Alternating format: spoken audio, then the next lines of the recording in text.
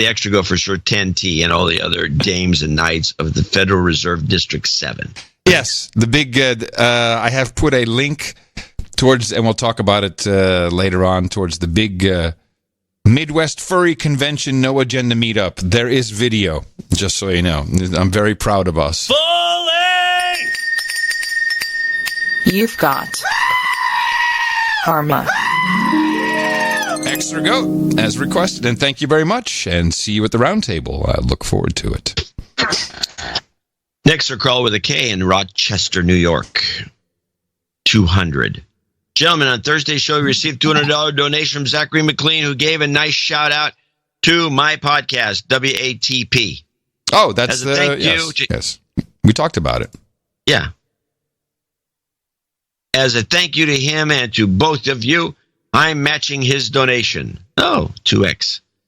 On Who Are These Podcasts? We play John and Adam's voices during the intro of every episode as a tribute to No Agenda. That's where our admiration for other podcasts ends. We spend each episode breaking down a podcast or two and examining why they suck. All in good fun, of course. I kid. Anyways, listen to our admiration for that, blah, blah. Let me just say that at the end of the day, No Agenda, the best podcast in the universe, right? Also, a quick hello to Sir 23, Knight of the Electric Ocean, who I met through your show. Please play Oreos are addictive. Shut up. Isn't that funny? Yeah. Oreos are addictive. Shut up. It's science. That's true. And a karma. Cheers. Sir Carl with a K. That's your random number theory. We go through months of no addictive Oreos, and then all of a sudden 2 in one show. Yep. Funny how that works. Oreos are just as addictive as cocaine. Shut up already. It's science. That's true. You've got karma. There you go. Yeah, Who Are These Podcasts is a podcast that people should listen to. It's very funny. But then again, you have to listen. They're just tearing apart a bunch of people. Which, we actually almost did something like that on this show. Yes. But we thought better of it. Yes, that's the perfect way to say it. We thought better of it. Blake at the Pacific Northwest, $200. ITM gents, this is my first time donating. I need a de-douching. You've been de-douched. Biden whole load hot liquid. My brother hit me in the mouth in small bits in the past year or two, and I began listening on my own commute and love the media deconstruction with comedic relief. This donation will interrupt the plans he had to call me out as a douchebag. Oh, noes. He had these plans after receiving the Screaming Goat desk toy I sent him as a gift. I think I got one of these. Yeah, one. I got one too. The Screaming Goat. They're great. If it actually it does work. There it is. I sent him a gift note saying douchebag on it. He will take a Jobs goat karma, please. Keep up the good work. Jeffrey Epstein didn't kill himself. Blake of the Pacific Northwest. I'm going to give you the whole load. It was liquid, hot liquid. I was soaked, and I couldn't see it was coming off of my eyelashes into my eyes. I didn't want it to be in my mouth, but it was running down my eyes. You've got karma. Gee, what a combo. Okay, so I got one more here. What? There's another one? Another one of these? No, just as a note from the meetup that also enclosed $200, so they have to be on the executive. Oh yes, associate executive. This is Santa Ynez Local 805. You cue up the de-douching jingle and a goat karma. The Santa Ynez Valley meetup is growing in popularity. The second local 805 meetup was tonight in Buellton. He's got a Buellton. Well, it's Buellton. And features 7 standard age producers and 4 of them associated human resources. As with all other meetup reports, we are instantly at ease and talking about all sort of crackpot subjects and nary a trigger. Topics range from Oklahoma City bombings to the latest insane California laws where to find all these local gun ranges, which is good to know. What speed multiplier we listen to on the show. Everyone is 1x except one producer who does 1.25. It's the sweet spot, I tell you. There was a roughneck slash shipcom technician, state park ranger, county firefighter, slave trader, human resources. A QA technician, and of course, a dude named Ben. Listen to that group. Stop. Listen to that group. The world could disintegrate around us. You got these people in your family, in your network. We can do anything. There's more? Yeah, retired Marine and a Navy retired were both represented. One producer came from over 70 miles away. Marcel, producer and proprietor of the world-famous Gino's Pizza, kept us fat, drunk, and happy. Excellent. The place was packed, but somehow the producers' orders came out ahead of the others. As always, the meetup was great fun, and we were already planning the next meetup. Then he's got a 200 that he collected, and there's also attached some notes. ITM from Dame Bang Bang was there. Oh, nice. Sir Andrew, keeper of the something. I don't know. Let's pretend I wrote something witty. Says Dame Simona. D.H. Slammer, of course. Mm-hmm. Dame Bang Bags. Gino's there. Here's 12 years of making the best podcast in the universe. Adios, mofos and such. Keeping my sanity. That was some guy in Buellton. Clay or something. And Dame Bang Bang said 2 notes. Anyway, that was the meetup down there. I want to thank them for producing that. Yeah, and we have a couple more meetup reports in the second half. Now, I think that this is. I hope that these monies come in because people are now collecting and then sending it in. There is a delay, so sometimes you might get your meeting report, but the donation will come later. But we'll handle it just like we did this one. And I just have to ask you: did you hear from a guy, Joshua, who sent us a donation through an Australian bank transfer system? I believe so, because I know there's been some back and forth with this Australian situation. I told him what happens. He found some transfer system, right? And he says, "Does it work?" I said, "I don't know. We don't know what works until you try it. So experiment and send me updates." Right, and so I don't know what I haven't heard from him. Well, you might want to check your spam box or something because he's been trying to get a hold of you because he says it was delivered, but you would have seen it if it came in. I think. Yes, I would have. Okay, so we're on. But some of these systems are very slow because I don't know why. There's no interest. Yeah, it's basically a pop money down under, I think. But apparently it works. We'll get it resolved as soon as we can. Yeah, we like that. We like it because there's no fees, and it's boom, boom, in and out. Although, who the hell knows? And I would like to thank you, along with my co-host Jean-Claude Dvorak, for all of these executive producers and associate executive producers who have helped us out and provided us the value they get from the show right back into the show itself. It is, after all, something that you are all producing, and that's why you are the producers. We'll be thanking more people, $50 and above in the second half. And I'll be back. What is today? Today is Thursday, right? Yeah. I'll be back next Thursday, the second Thursday. What is today? Sunday? It's Sunday. I knew it was Sunday. I'm flying back home tomorrow. That's all I know. If you'd like to support us for our next show, which will be on a Thursday, go to Dvorak.org/NA. And you can look smart around the water cooler. You know all about COP25. Our formula is this. We go out, we hit people in the mouth.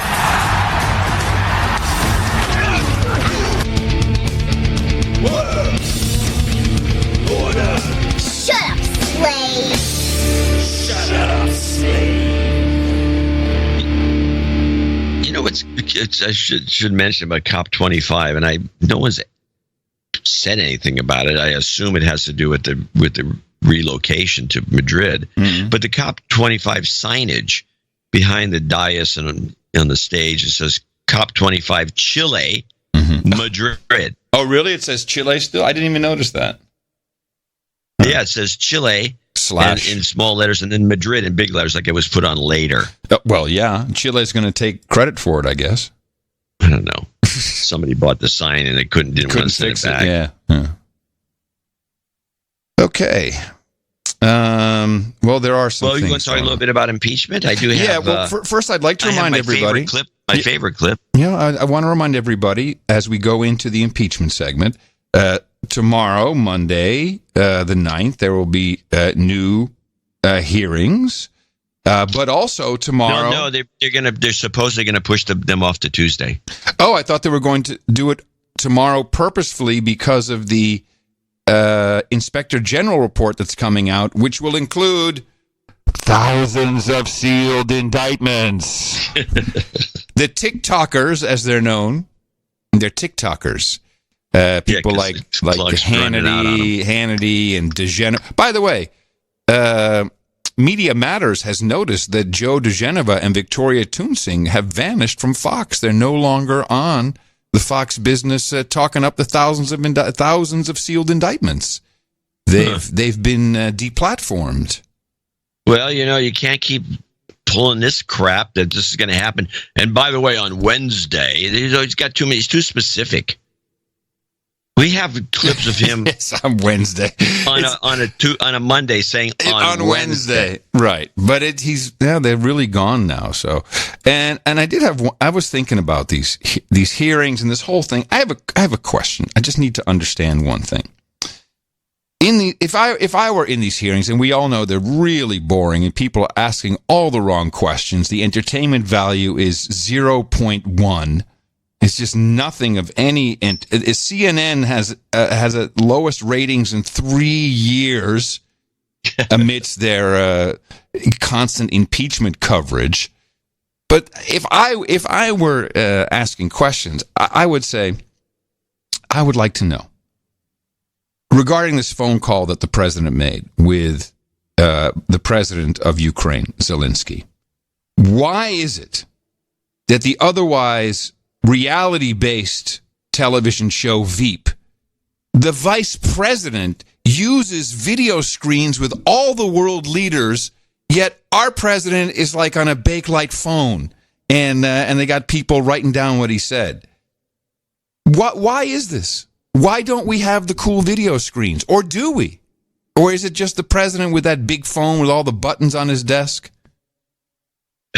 Seriously, Veep is a very realistic show to some degree, or was. And she's always calling up world leaders on the secret closed circuit system. It has a name, I don't know what it is, and it's the encrypted video. We have the president of Bolivia on the video system, ma'am. Well, they just used all the old sets from our man Flint. Okay, all right. And just on the heels of that, I would say I do believe that the lady who had the Barron Trump joke, I think she ruined it for the Democrats. I think she really blew it because that was the only thing that really made news.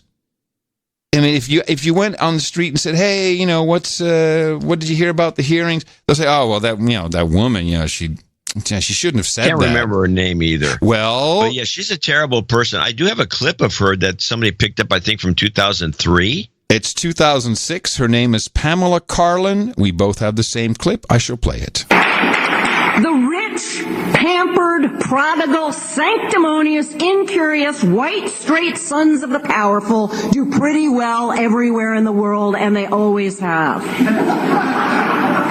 But what about us?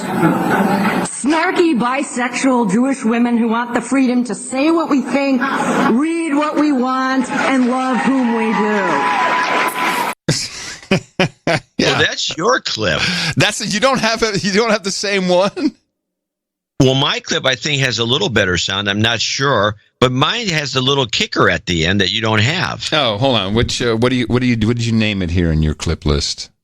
It's that female judge on the Trump impeachment. No wonder she has a problem with old white men.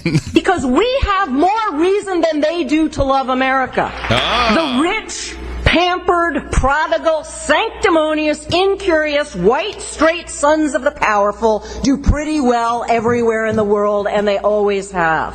But what about us? snarky, bisexual Jewish women who want the freedom to say what we think, read what we want, and love whom we do. Stop yelling at me! Well, you had a bit at the beginning too, which I didn't have. Yeah. That you and me's old white guys, we don't even love America. Because we have more reason than they do to love America. No, they have more reason. Okay. Yeah. And who said you can't love who you want to love and say what you want to read what you want to read? You can.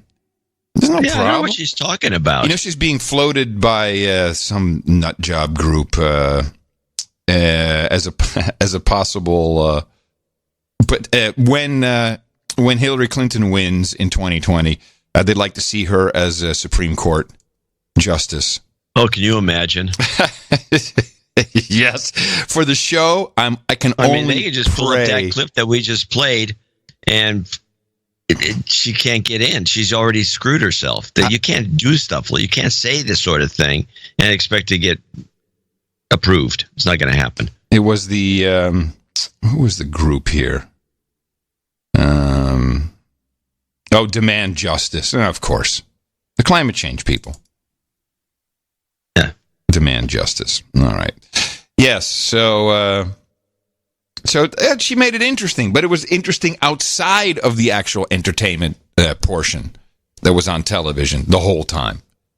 Yeah. So they just don't. My favorite clip is that, so we have these hearings and everything's going, according to the Democrats' plans, and you have, there's actually a kind of I'd say a confirmation, or we're headed toward a confirmation of what Al Green and Maxine Waters have wanted, to impeach this president so he can't be reelected, which pretty much is what they say.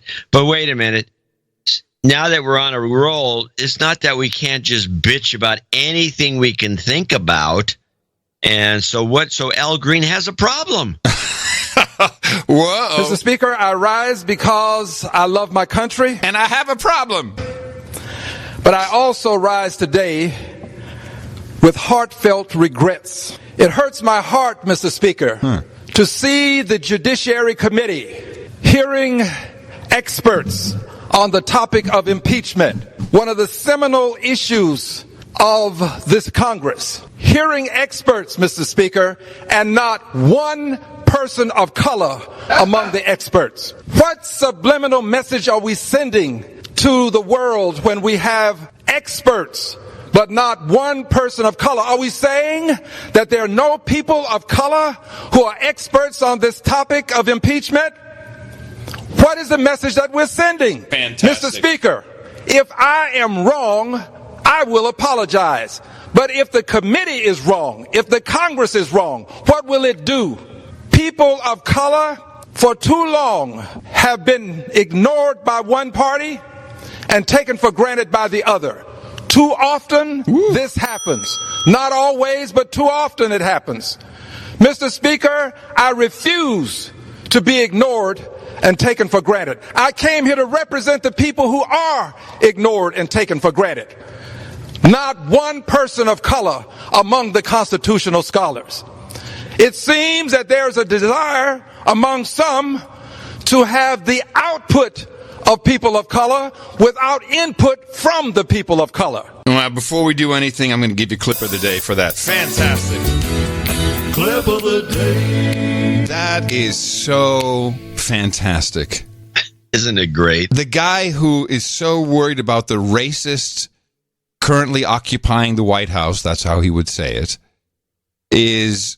still feels that, getting rid of this horrible scourge on our democracy, even though it's a republic, that's less important than bitching about this.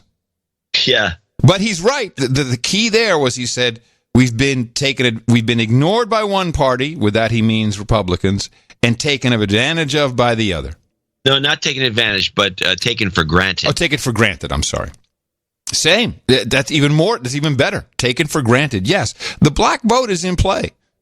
I think the black vote is. I know at least one guy whose vote is in play. You know, I think the number which is being floated around is 30% of the black votes in play. and that's a huge number. Oh no! If that goes independent, or if it doesn't go towards the Democrats, if it goes Republicans, it's over. I think even 5% could sway it. It's going to take more than that. But if they start to bail on the Democrats are going to have to do something other than take the black vote for granted. Well, they've already, from my vantage point, the Democrats have already they've already started pandering to the new black, and that's transgender. Well, they've been doing that for a while. Yeah, not 20. There's not 20% of the population. That's for sure. I know, but who said it was smart? And then they're also pandering to the mostly Catholic Hispanics, which is very risky because a Hispanic will turn Republican at the drop of a hat very quickly. Although, is that what this is all about? I pray for the president all the time. Nancy Pelosi. She's so prayerful. Prayerful. I'm prayerful. I'm praying for this. I'm praying for that. Prayerful. Duh. Did you see her town hall? She did on CNN. I might have caught a piece of it. I didn't record anything from it. Oh, I have. I think I may have one Nancy clip. I have two. This is from the town hall she did on CNN after the whole red, white, and blue draped in the flags. We're going to impeach, and after she yelled at the journalist. Although, of course, he's from Fox, so she doesn't consider him to be a journalist. And she did a town hall, completely set up, of course, with people reading questions the way you want to do it with Jake Tapper. And the first question out of the gate after Jake did some back and forth is, obviously, why do you want to do this? And why do you want to impeach instead of just win at the ballot box? Some argue that the 2020 election is a better process for removing the president from office. What made you decide to continue with impeachment proceedings despite it being so close to the election? All kids think like that and speak like that, of course. That's a whole year and a couple of more months for the president to be in office. And I appreciate your question. Here's the thing. One of the things that the president did was to undermine, jeopardize the integrity of our elections by asking a foreign power to intervene. You know what the ask was. To announce an investigation into his potential rival. This is interesting and important. The narrative has shifted ever so slightly from the phone call and requesting the investigation into the Bidens, although he actually, the favor he asked for, where he specifically said favor, according to the transcript, according to the Mueller report, as reported by the Drudge Report, is he said, hey, look into this 2016 thing. It seems like the corrupt government of Ukraine was complicit. There's also some server, do me a favor. And then later on, it's actually the Ukrainian president who starts about the corruption. And then Trump talks about Biden. But this has shifted now to the ask. The reason she says what the ask was is because she doesn't actually want to explain it. I think she doesn't want to mess it up or whatever. You know what the ask was. And then she goes into it very briefly. This is new. Good point. And this is the new mistake that Trump made is he wanted President Zelensky of Ukraine to go on television and make a big deal about Joe Biden. That is now, and listen, I'll play it again, but that is now what they're going after. Our elections by asking a foreign power to intervene. You know what the ask was, to announce an investigation into his potential rival. To announce. You know what the ask was. So she even cut herself off at the intervene. This is very, very weak. And if he isn't stopped from doing that, he will continue. He invited intervention to come on in. The intelligence community says they're completely certain that the Russians... Whoa, she says certain. I heard it too. She said certain. Yeah, she says certain. She said certain. Intelligence community says they're completely certain. That the Russians disrupted our election in 2016. Hanging out with Sandy Ocasio-Cortez too much. That they are 24/7 doing it all the time.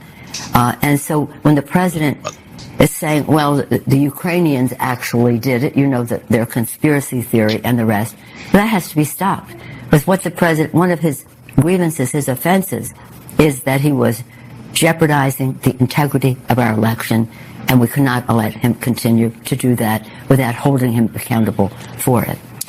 It's very weak. It's thin. It's really, really thin.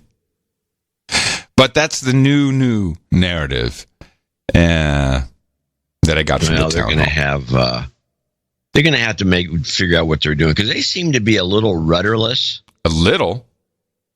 Well, they seem to be rudderless. Mm-hmm.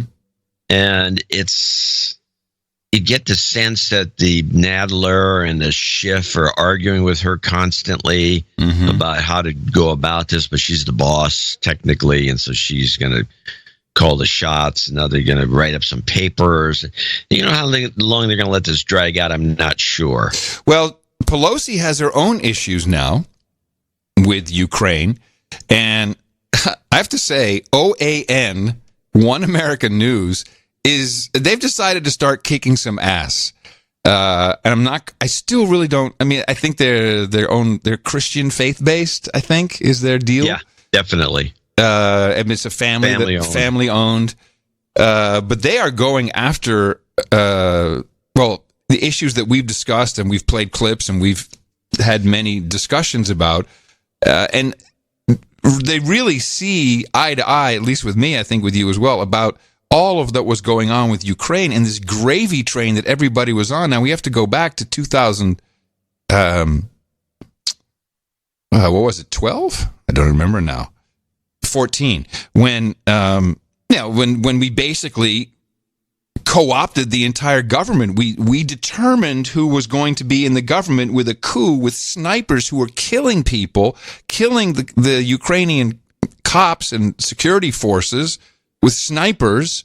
John McCain was hanging out with ISIS people in Ukraine. And we had Brennan was over there handing out donuts. It was a Brennan operation. It was a total CIA operation. It was the worst they've ever done. It's embarrassing how bad it was, particularly when Victoria Nuland's phone call was taped and distributed. And leaked by the Russians. Yes, where she said, F the EU. But this gravy train is starting to come off the rails. And One American News is all over Paul Pelosi Jr., who was one of Paul Sr. and Nancy's sons, who, of course, had a cushy little gig with the Ukrainian oil company. The House Intelligence Committee wrapped up its public impeachment hearings on Capitol Hill, but another story continues to unfold surrounding the son of House Speaker Nancy Pelosi. Well, the Ukraine scandal revealed the Biden family's ties to the country. The less-told story surrounding Paul Pelosi Jr. that's still unraveling on the sidelines following revelations that he was a board member of the Ukraine oil company Viscoil, an executive for NRG Lab. One America's Rachel Lasena's caught up with journalist Patrick Cowley, who's been covering the story of the House Speaker's son. Take a look.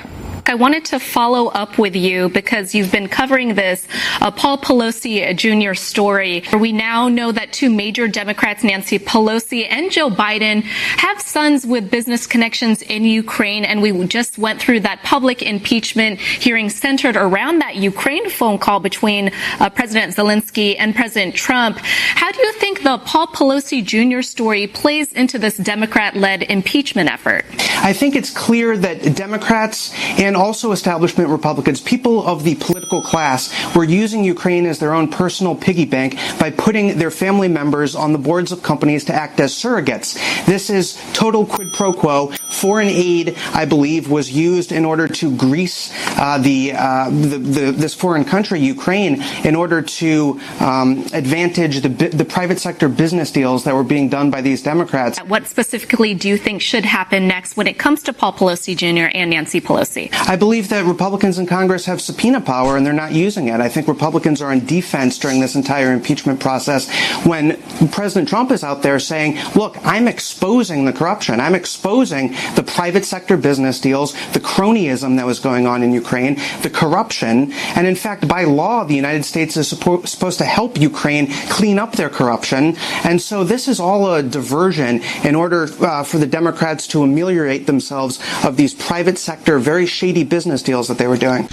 And I like that he said it properly. He said Democrats and Republicans. And it's exactly what they're accusing Trump of. They have, and this is not just Ukraine, but this was the bungled, botched operation where they just said, oh, we're going to give you all kinds of military aid. We're going to give this to you. We have the power. We're Article 1, Nancy. But, you know, can you hook my son up? Yeah, and then John Kerry's kid, Biden's kid, Pelosi's kid. Are you kidding me? They all had their hand in the cookie jar.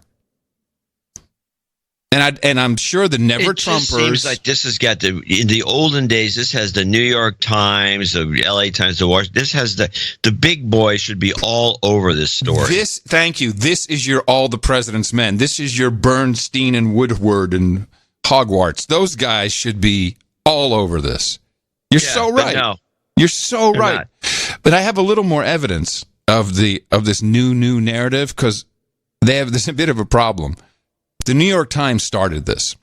The New York Times wrote the article, the current narrative Bible, that said, and this gets funny, that so the real ask here, as you just heard Nancy say, the ask was for the president of Ukraine to make a public announcement that he's going to investigate Hunter Biden and Joe Biden and for all of this horrible corruption that's been going down, and that's what it was.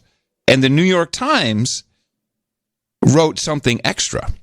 They said that the plan was to have the president of Ukraine announce this on the CNN show GPS with Fareed Zakaria. Now, we all know Fareed. Fareed is he Indian Pakistani of origin? I don't know if he's Indian or Pakistani. I'll look it up. Yeah. And he's a globalist. He is... Big time. He wants the Constitution to be repealed. That's right. He feels the Constitution is stupid. We should get rid of it. It's no good. And he got pulled into this. And all of a sudden, they're telling him, he was supposed to do it on your show. So Fareed Zakaria, who I think his show... I don't know when it airs in the U.S., but I saw this here on CNN International, and it made me smile. The phrase quid pro quo is usually translated as something for something. In the case of President Trump's communications with Ukrainian President Volodymyr Zelensky, it appears that the quo was supposed to have been a declaration of his commitment to undertake investigations into the 2016 election, as well as Joe and Hunter Biden. The New York Times has reported that a public announcement was set to be made on my CNN program. So I think I owe viewers my best understanding of what actually happened. Can you imagine? Oh, now I have to go and make this come true with my best understanding of what happened? Okay, New York Times, here we go. Ever since Zelensky was elected president in April, my team and I have been interested in having him appear on the show. We began the process of establishing connections with the new administration, which was cordial and efficient throughout. On September 13th, I met with Zelensky in Kiev on the sidelines of a conference I was participating in. And let's stop right there. Normally, a normal show would never even think about it, but he said, I met him while I was participating at a conference. Oh, this is Ukraine. John, where's the donors from Ukraine? There's nothing but good stuff happening there. Everybody's in on this. I looked it up. This is the Viktor Pinchuk Foundation, which held 6 public lectures on the occasion of the 16th annual YES meeting. That is the Yalta European Strategy. This is guy's pro-EU, of course. And he wanted, he wants to get Ukraine into the European Union. And indeed, public lecture, Western Decline, China's Rise, and a New World Order by Fareed Zakaria, host of Fareed Zakaria's GPS, Friday, September 13th. So, yes, he was getting paid. He's on the train. Who is this Viktor Pinchuk? Well, Would you believe it if I told you he was a big pipeline baron? Nah, that would be too crazy, wasn't it?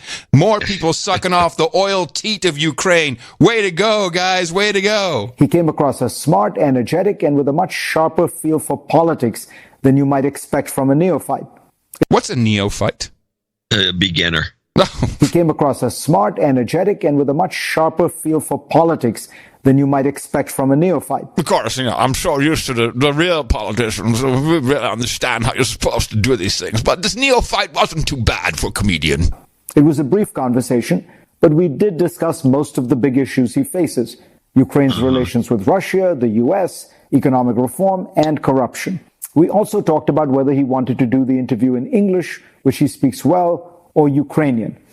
I left with the sense that all was well. Zelensky had perhaps seemed a bit distracted, but I assume this was because of the many challenges he faced. See, this is the color that he's adding. Well, now that you mention it, New York Times, he did seem a bit distracted.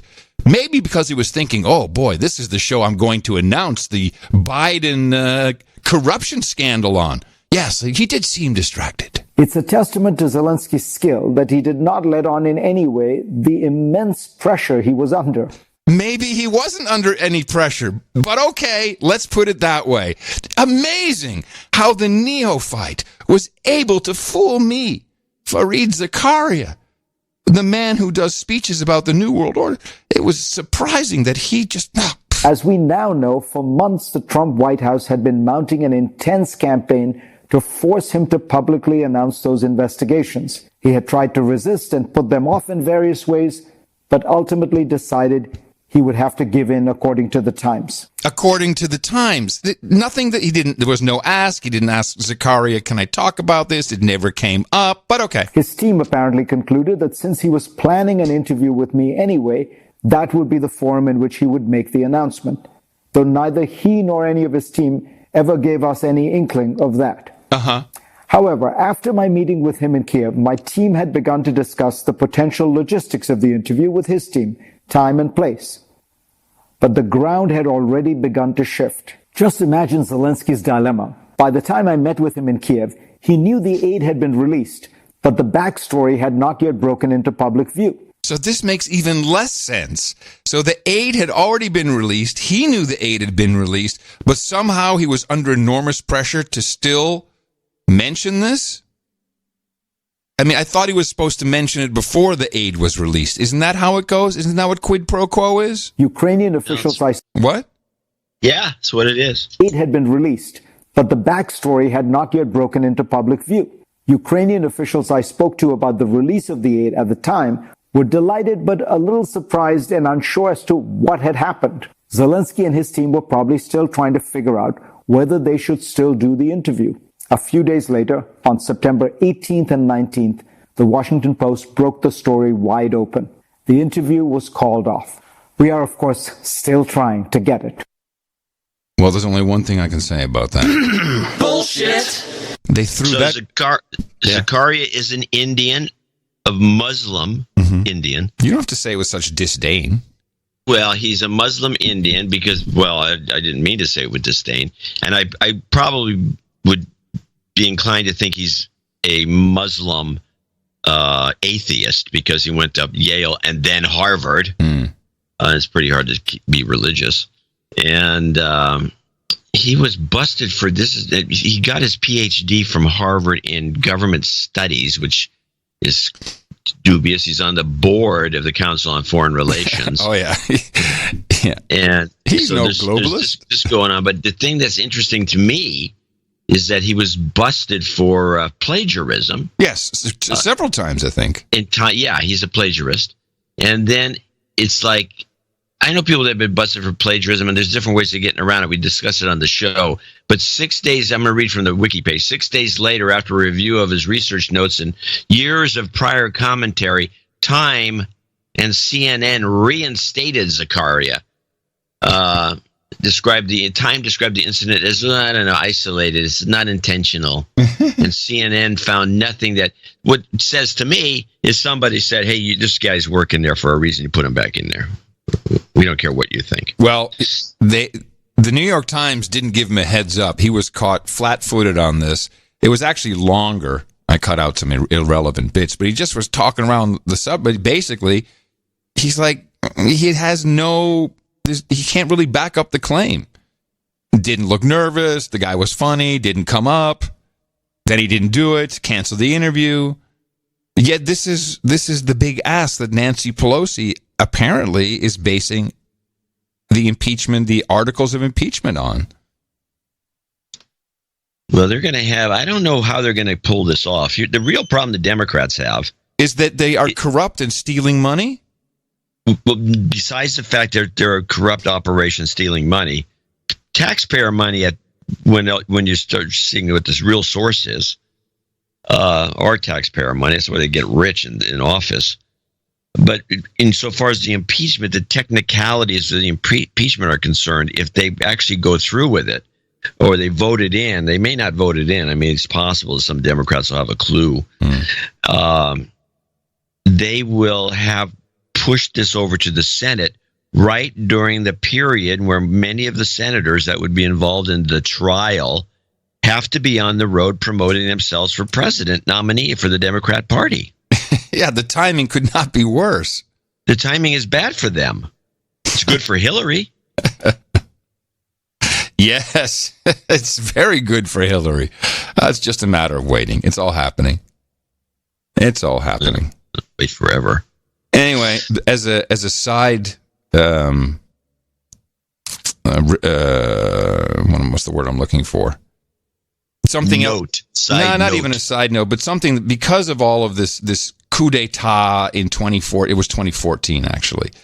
The role that Joe Biden played, just the whole coup that took place. Forget about the corruption, just the coup that took place thanks to corruption turned Russia eastwards, in particular with their pipelines.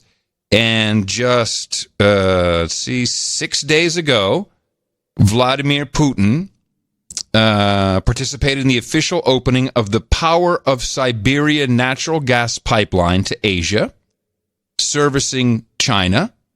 And this is one of the most intricate pipeline projects that has ever been undertaken and completed. It goes through Russia's eastern Siberia, north of Mongolia to the border with China, 2,200 kilometers across Russia's east territories. It can withstand temperatures to minus 62 degrees centigrade.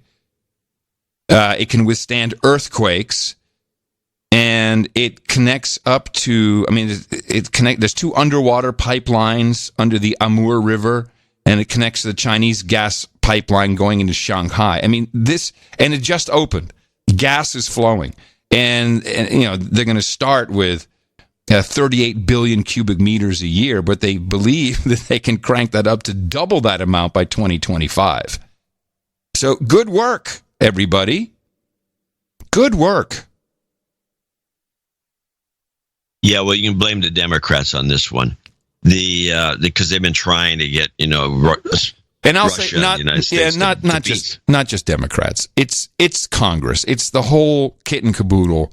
If the good guys weren't involved in this one, they're involved in something else. That's the real message. It's all shit. Well, the thing that in the 70s happened, which when Nixon opened China, the idea was to get China and Russia to split, so they weren't allies in any real way. Right. And so we're supposed to be doing all this business with China, and now they're our buddies, and we let that go a little too far. And it's always been the idea that you don't want China and Russia to be big-time allies in case something, some kinetic war breaks out, and those two guys are together. It's like pretty much impossible to beat them. Well, now they are literally connected, and it looks like about 10% of China's natural gas requirements are now being provided by Russia. I'm sure we didn't have. Was that on? Did Democracy Now! Cover that, or the News Hour, or did anyone bother to look at the implications of that? Let me think. Don't hurt your brain. No, of course not. Well, it's a bad situation. Yeah. And I would still blame Pelosi. You got anything else on the impeachment stuff? I don't really have a lot. I have, let me take a look at my list. Oh, you just hit your bell. Well, while you're looking, I do have, someone sent me this, whenever Rudy Giuliani is on TV, I tend to switch. And we've been programmed like, there's that bumbling fool. But of course, if you think about it in terms of how the president thinks of him as one of the greatest crime fighters of our time, which has some validity, when you hear him rambling, but kind of, after we've gone through a year at least of a little more detail about what happened in Ukraine, and then, you hear what Giuliani was actually discussing with people. It's short, but it makes sense. I investigated all of this starting in November of 2018, and I finished it by March 28, 2019. Now, why is that significant? The Ukrainians brought me substantial evidence of Ukrainian collusion with Hillary Clinton, the DNC, George Soros' company. They put it in my lap.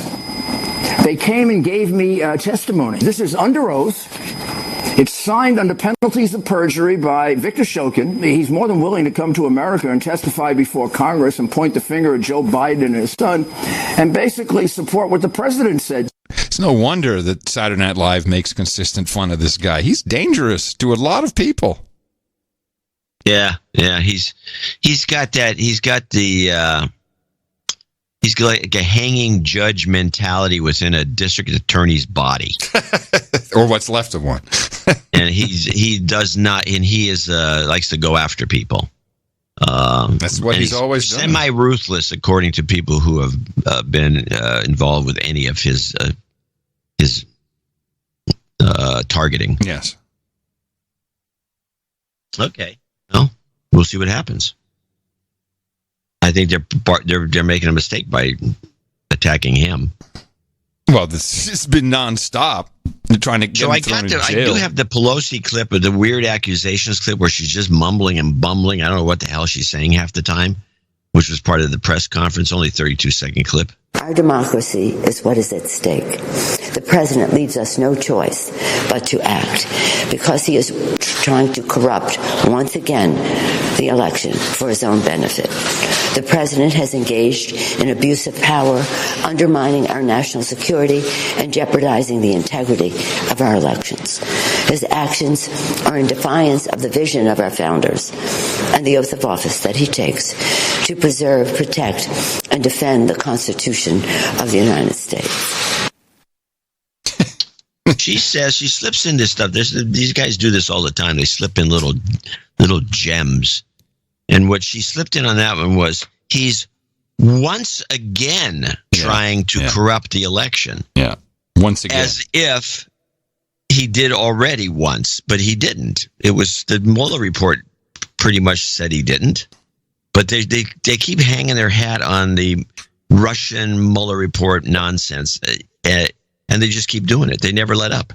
Well, they have to, because somewhere it has to come back to the Ukraine's involvement with CrowdStrike and the server, which was the real ask that Trump had, do us a favor, was about that. So they have to continuously say, and that was just before I left for the lowlands.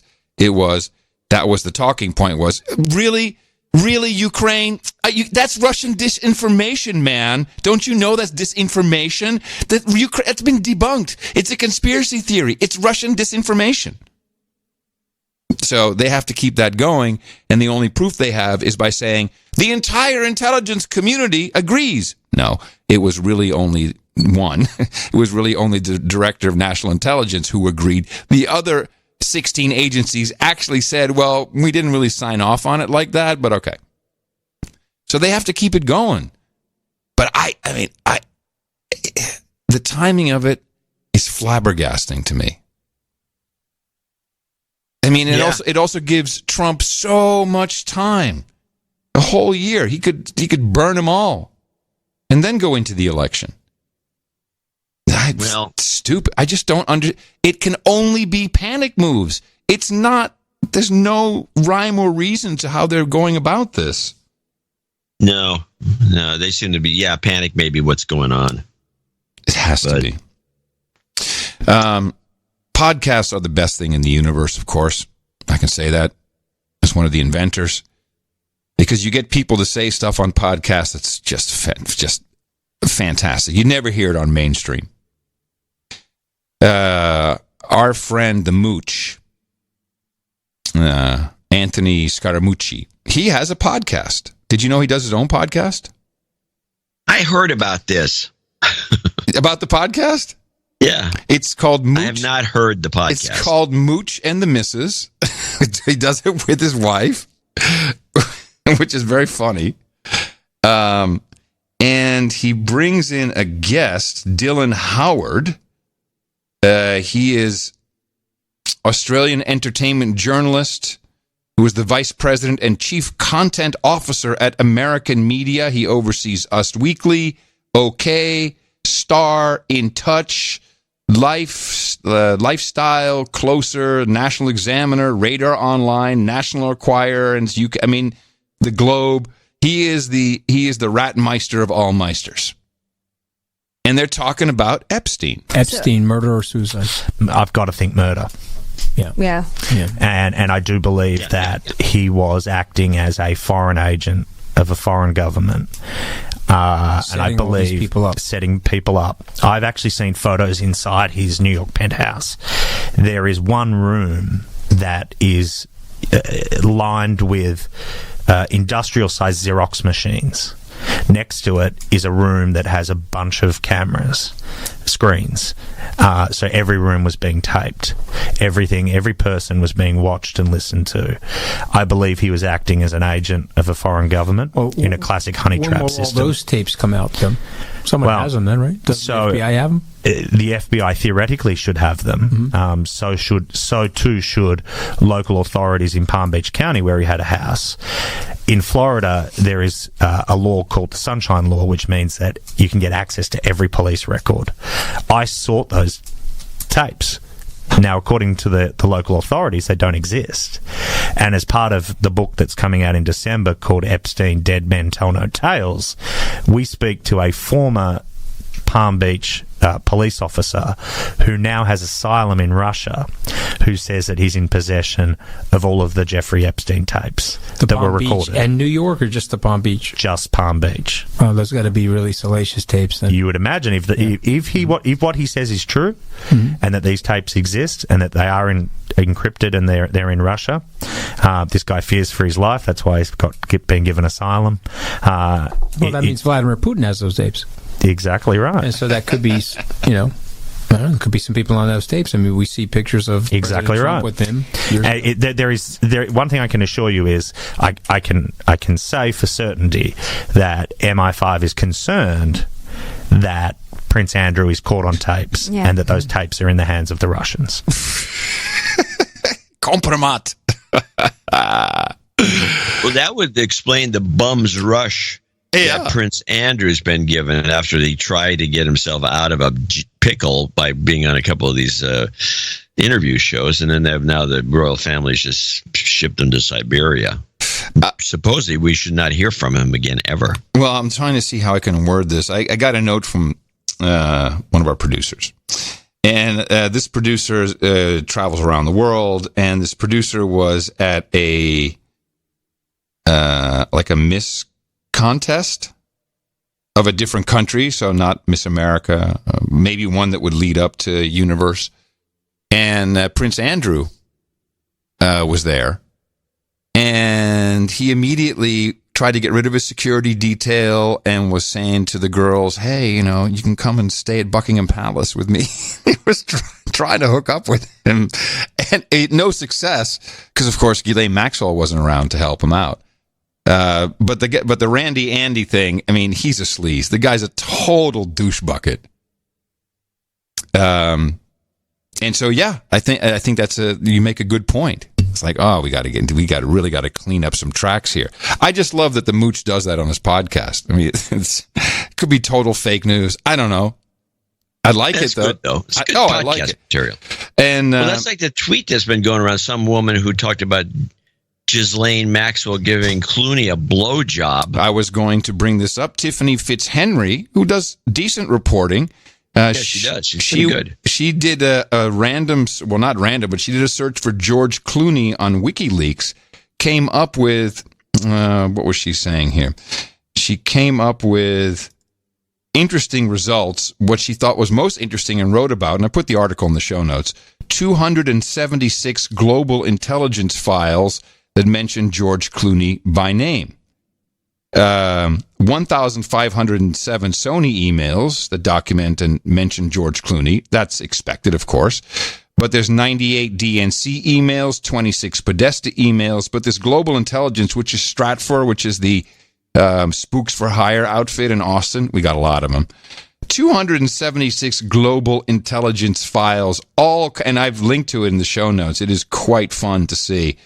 And the one that she's getting all the attention for is the one file. So it's not just a tweet. It's from the intelligence files. I'll read it. Ghislaine joked that maybe I should keep it open. I might find a suitable husband before I get any older. Always the instigator of a good joke, but unable to take one herself. She didn't like it when poked back that it was more in her recent taste of men, since she loved to brag about her rendezvous with various lovers. Once she came back giddy as a schoolgirl with an explosion of news with all the build-up and excitement.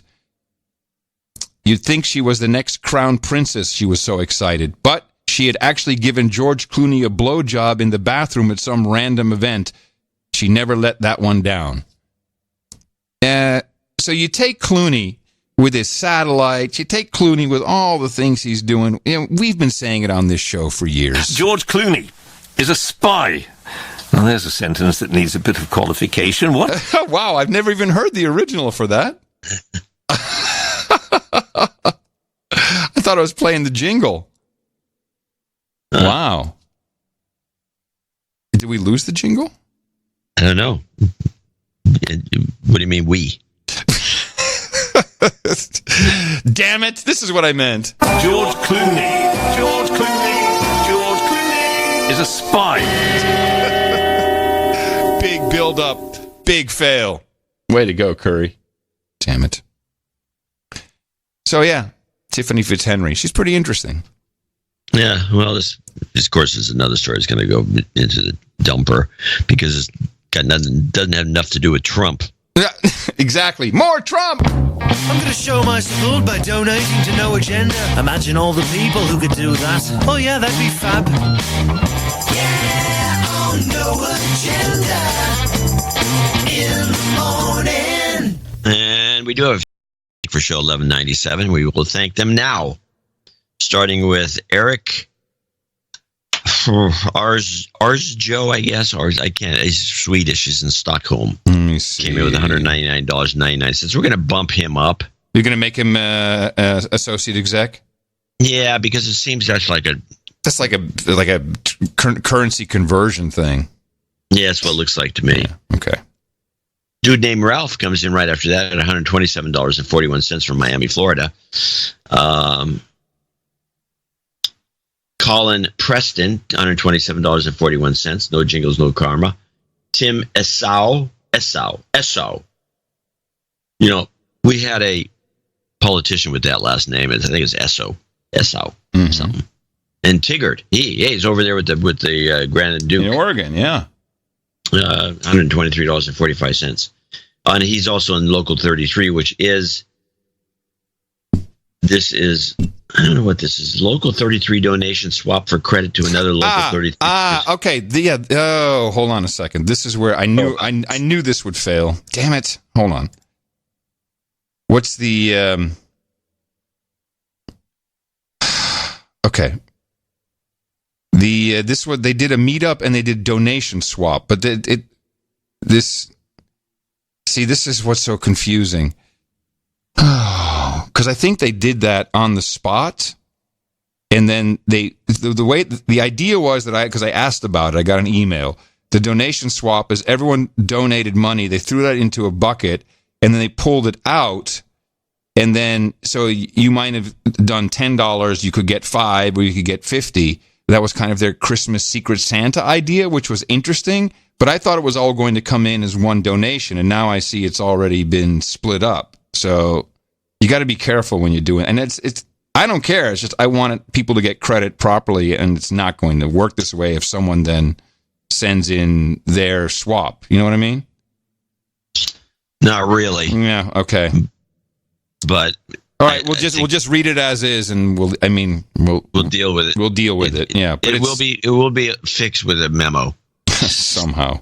Syrup's next, and he's up with in Seattle, Washington, $102.50. He's calling it the flu donation since I have the flu. Oh, okay. His temperature's 102. Aw. 0.5. Sorry. No, I don't think that's going to catch on. Juan Francisco Lara Maya. I don't know. He needs jobs karma. I'll give it to him at the end. It's $100 from him. Thanks, Juan. Baron Walkman of Buckeye, 8008. Sir Hashtag in Yarmouth, Maine, 74. Cassidy Eastwood, 6667. Brian Pearson, 6666. Aaron Correll, 60. Luke Fatt from Iowa, 5555. Dejan Katic.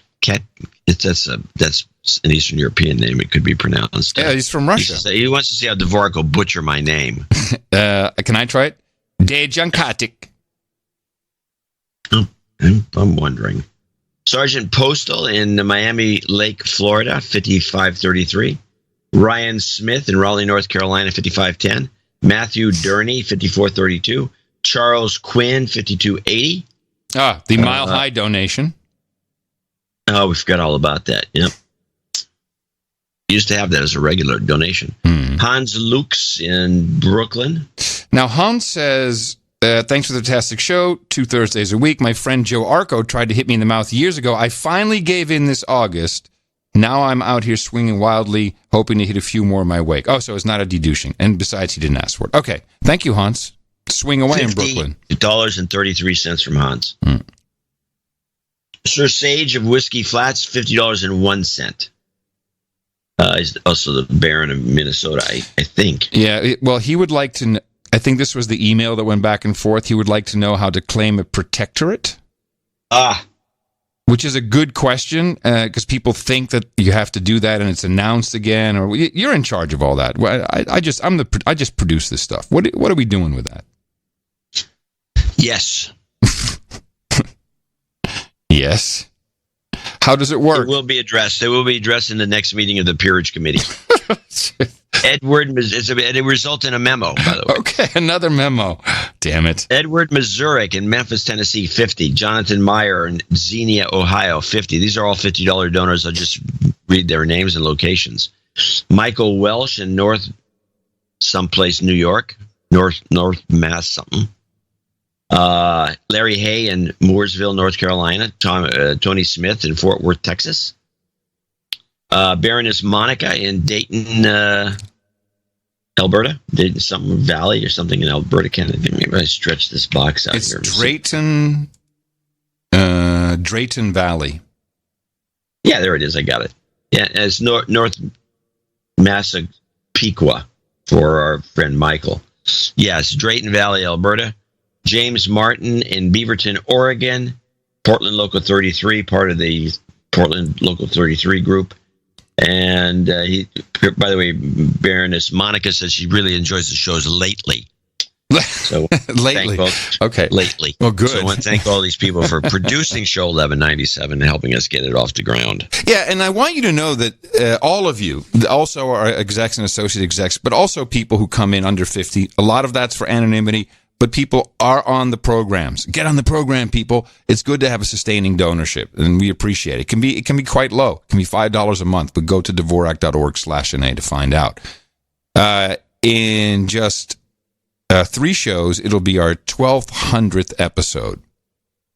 If we did a show every single day, that would be, 3.5 years, nonstop. So, and don't even count the hours. But this experiment has been working. We've been keeping it together. We never had to drop a show. We were never able to go to a third show. We've been just making the best damn podcast in the universe, and we've done it with donations in our value for value model, considering you producers and not listeners. You're producers. And that has been the idea. This idea has been tried by many. And we've looked at Sam Harris, who has a incredibly successful podcast, he says. I mean, it's always number 1, 2, 3, somewhere in the charts. Whatever that means, it's deemed a very successful podcast. We saw him pivot from advertising-based to donation-based. You remember? We played it on the show. Sam Harris. Yep. I'm going to go to advertising. Well, it didn't work out so well for Sam. And he made quite some blanket statements, and I would like to share them during this donation segment so that you can feel good about what you've been doing with your production. Okay, so I have an announcement to make about a change to the podcast going forward. Okay. As most of you know, the show has relied on audience support for several years, ever since I realized I was allergic to running ads. But it's finally become clear to me that the support model is broken, probably in principle. The ad model is also broken, but for very different reasons. First, let me say that those of you who have been supporting the podcast are total heroes. You are the reason why I've been able to grow it into the platform it's become. So I want to thank you for that. I consider myself extraordinarily lucky to have you. And I doubt there's a podcaster out there for whom the support model has worked. John? Has it been working for you? Well, it works for us. It works for Jen Briney. Yeah, it works for the Grimerica guys. And the Grimerica guys, it works for a number of podcasters if you do it correctly. Yes. Better. But it still isn't working the way that I'd hoped. The percentage of people who support the show has never climbed beyond the single digits. And I now have several years of data on this. This is fantastic. Never climbed out of the single digits. Dude, you should be lucky if it's 2%. If it's 2%, you're lucky. Does this guy, what does he think? What does he doesn't think? have any experience in the field, obviously. He says he's several years in the field, but he's he's just going by his own. He doesn't do any research. You should know that 2% is a huge number. Yeah. If you can get to it, I guess if your audience is only 1,000 people, 2% is what? 20 people are supporting the show. That's still, for 1,000 people, you get 20 people. Small churches that have a congregation size of perhaps 1,000 to 2,000 people do very well for themselves. Well, but they're also guilted right there in front of everybody to put money into the basket. Very useful. Yes, that would be nice if we could do that. If we could come to your house, we would. The show has never climbed beyond the single digits, and I now have several years of data on this. There seems to be some law of behavioral economics at work here. I mean, seriously, do 5 seconds of Googling. So those of you who have supported the show are true outliers, and that's awesome. But the psychological reality is that we've all grown used to an internet that is almost entirely subsidized by ads. And the negative effects of the ad model are now legion. It has undermined our politics. It has nearly destroyed journalism. It has given us clickbait and insane privacy violations and cancel culture. It is true to say that almost everything that is wrong with our digital lives, and much that's now wrong with our society, can be traced to this business model. No, I agree with him there. That's totally all on board with that. And of course, I've talked about this in several episodes of the podcast, and the problem isn't going away anytime soon. And one insidious consequence of the ad model that is especially relevant here is that it has anchored everyone to the expectation that most digital content should be free, or nearly free. See, I think this is where he's just wrong. Not everybody thinks the way you do. It's not true. There's legion people out there. Forever. And every content creator who tries to build a business without ads feels this force of gravity. John, do you feel the gravity? Do you feel it bringing you down? Well, it's probably from sitting in a squeaky chair, not because of the anything else. Pulling everything down to zero. And I can now say from experience that even real success down this path terminates in a broken business model. No, it's not broken. So I'm changing the model. Here we go. It's broken if you start with a broken idea and you do it half-assed. What was he on Patreon? What was he doing? I don't know. But he never explains the details of how much he actually brought in. No, of course not. No. He didn't do it right. But he has a solution, which is the shittiest ever. Path terminates in a broken business model. So I'm changing the model and turning the Making Sense podcast into a subscription service. For non-subscribers, beginning with this episode, all episodes of the podcast will be half episodes. So non-subscribers will get the first part of the conversation, but they won't get the second. And the first part won't be edited in a way that makes it seem sufficient. It won't be sufficient. The point is that if you really care about listening to this podcast, you'll need to subscribe through my website. No, I give him 18 months before he's running ads again. Now, a couple of things about that idea. First of all, it introduces information that only some people receive, but always gets referred to. Mm-hmm. Yes, this is the real problematic. Very problematic.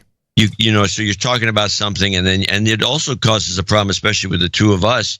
Where did we talk about it in the second half? Is that a second half information thing? I can't even remember what day of the week it is. Yeah, as proven earlier. Now, that model would work, and we've never done it, but it would work on the DH Unplugged show for the stock picks. Yeah, it's a different kind of show.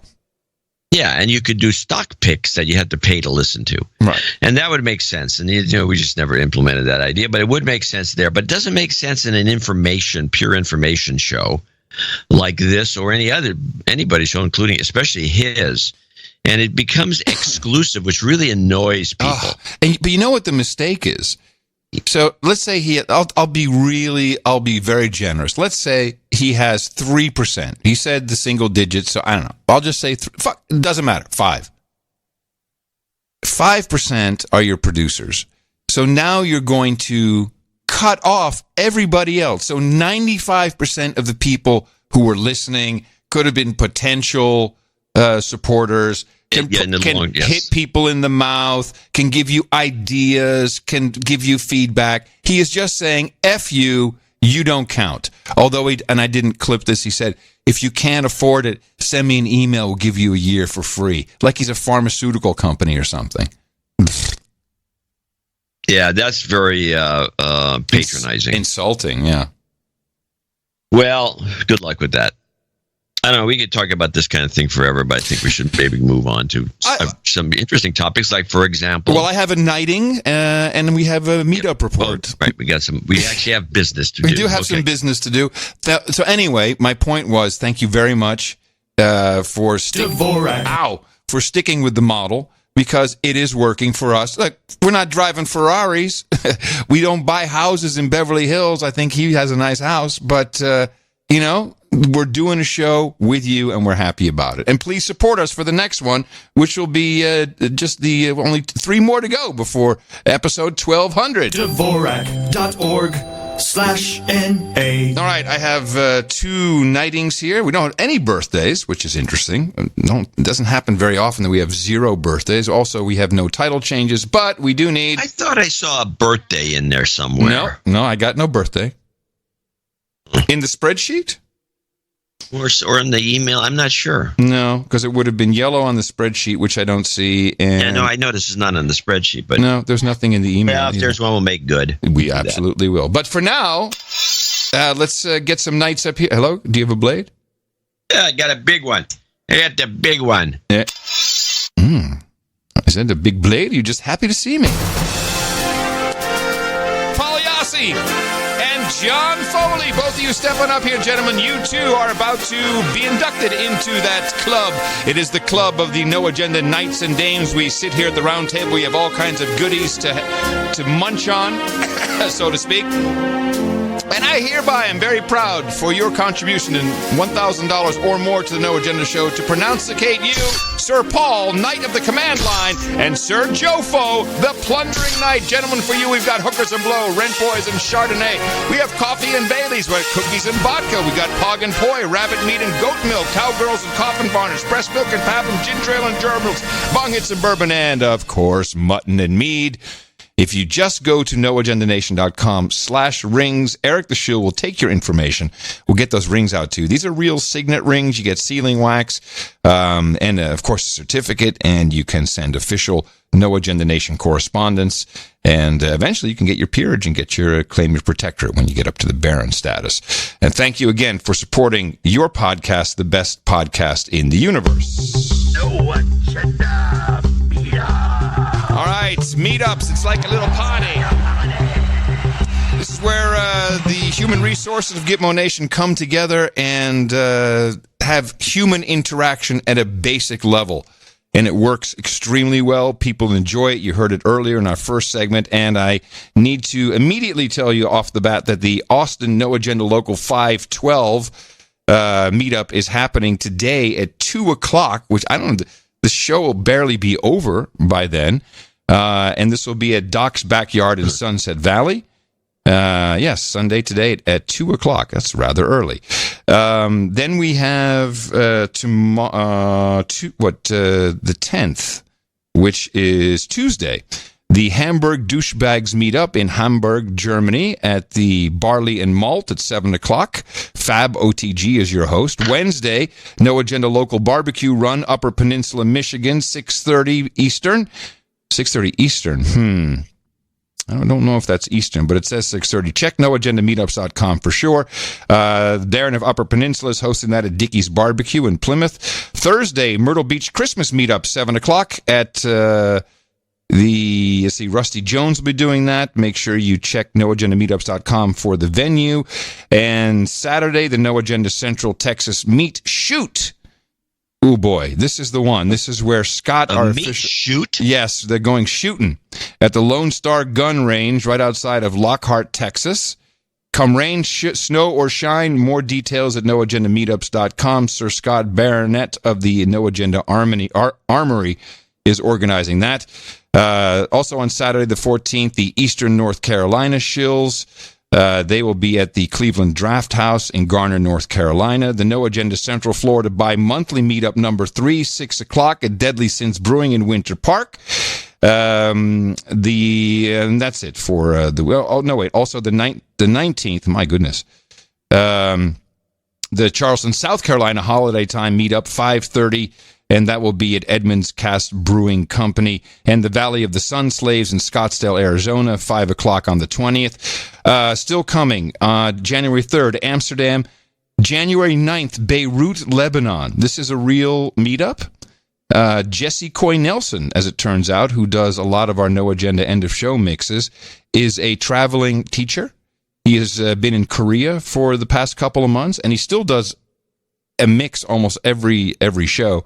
He's doing Beirut, and he says a couple more coming up, some of the more interesting places. So we'll give you details as they come along, noagendameetups.com. Also, the 25th of January, Moscow, Russia, Mokba. That'd be great. Yeah, I know. Wouldn't you just want to go to that? Just like, holy crap. Would. Be so nice. Thank you to... it was Sir Jofo, who just got knighted. He was, I guess he organized the Fur Fest No Agenda meetup. There are pictures and video available. The first annual Midwest Furry No Agenda meetup was a rousing success. Top-notch media deconstruction mixed with drunk, sweaty dudes named Ben, dry humping, and sexual animal costumes. It's a deadly combination. Birds of a feather truly flock together. The meetup was small but fierce. We had 2 normies from Chicago. That's like you and I, John. And 4 furries from all over the states, from North Carolina to California. Well, I knew what I was getting. So they were in the furry convention, which was obviously why they were there from North Carolina. They weren't there for the meetup. There's meetups closer. Mm-hmm. They were furry. So we have a furry, I guess, contingent of No Agenda producers that are furries. Yes, we certainly do. And that's great. And their furry outfits are beautiful. Oh, furry outfits are, yeah. I mean, this is some high-class stuff. Yeah. Looks really good. And, of course, there's videos of them dry humping each other. I mean, you know. I had to suggest that they had sex in these outfits to the millennials at the dinner table. Yeah. And everybody knows about the furries, and they all got aghast saying they would never risk any bodily fluids on these costumes. That I can believe, actually. There's never going to happen. High-end stuff. Very high-end. That would be probably a great convention to go to, especially if they don't mind having their picture taken. I understand at the bar they met at, the bartender would not allow any of the furries to keep their heads on, those for the I didn't hear that squirrel part. heads and dog heads. Oh, really? Oh, well, that sucks. Yeah, they had to take those off. But I think it'd be dressed anyway. No fun. Anyway, a good time was had by all. Photos of that, once again, are in the show notes. At the bottom of the show notes page, you'll find them. NA Chicago Furry Meetup photos and videos.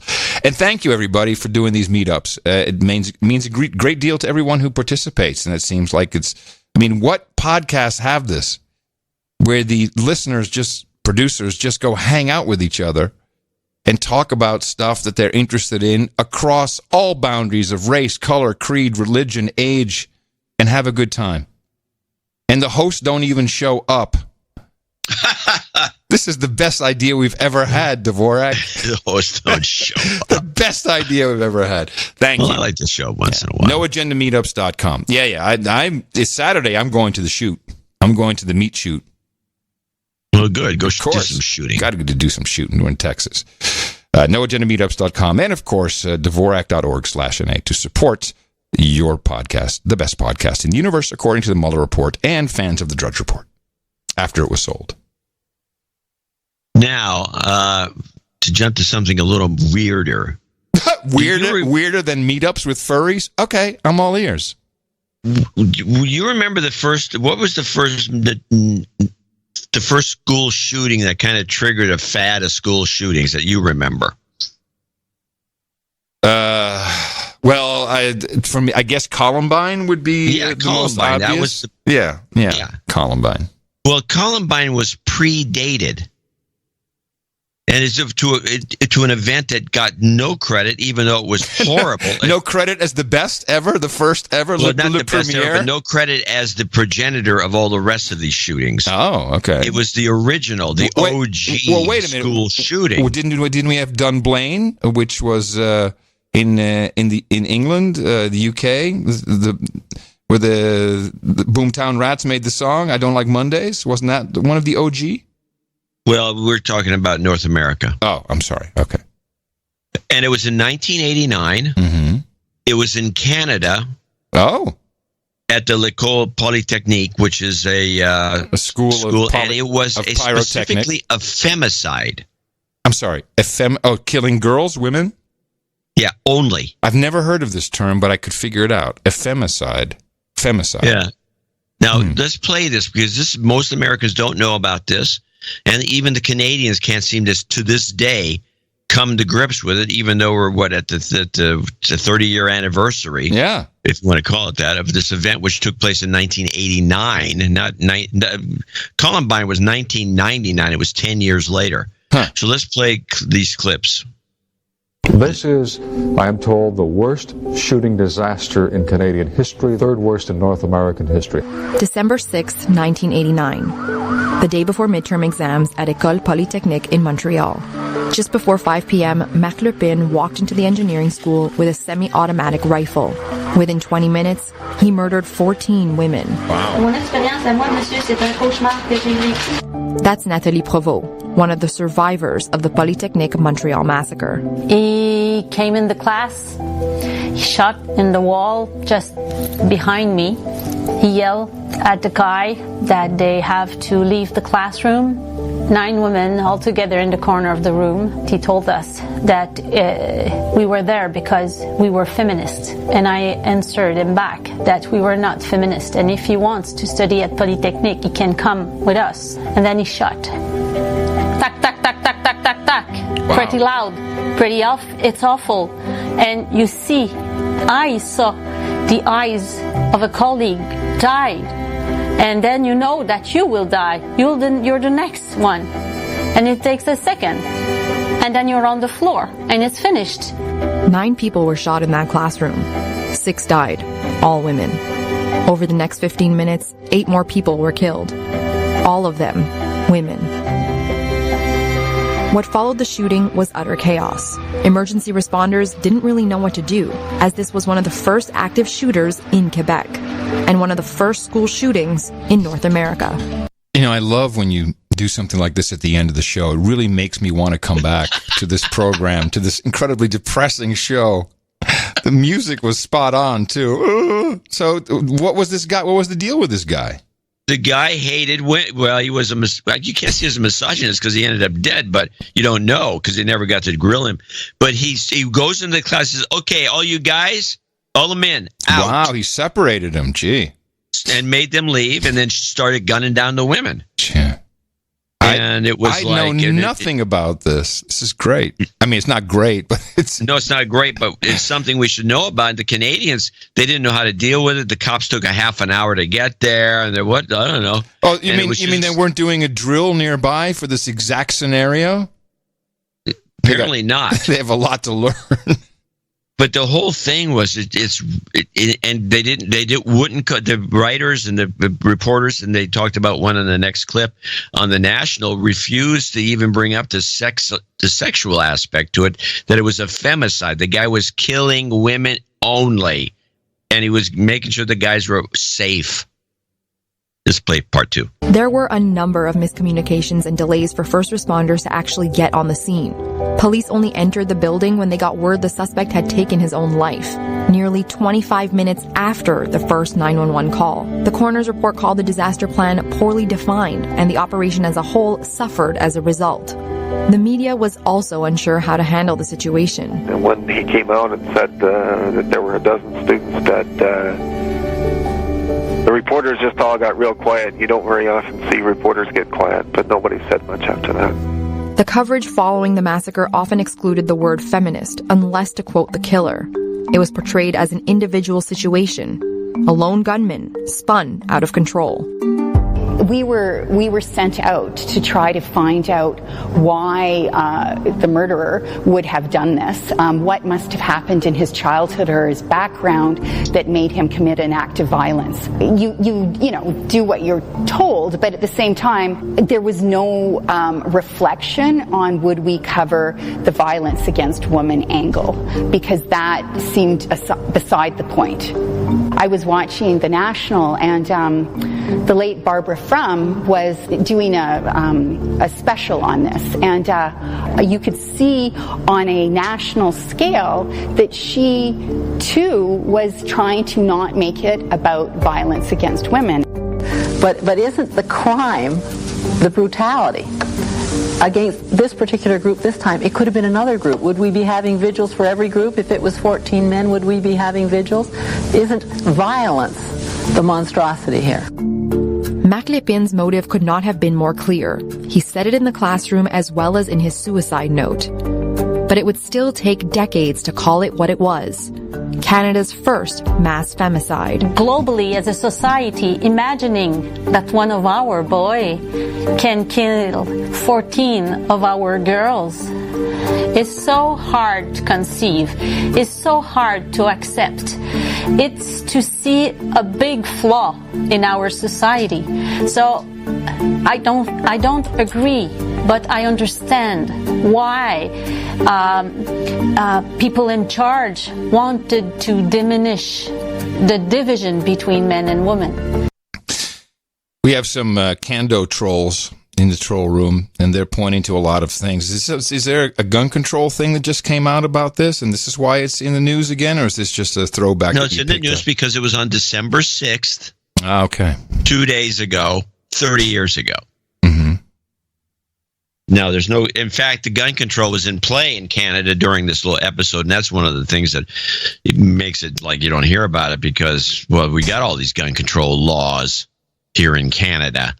And meanwhile, this happens. So what I'm reading is that Trudeau unveils new gun control platform while measures from 2015 are still not in force.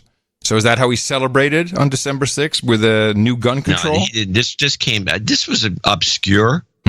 It did not really show up as a major anything. And I don't remember Trudeau mentioning it. Maybe he did. But it is a good thing you could leverage.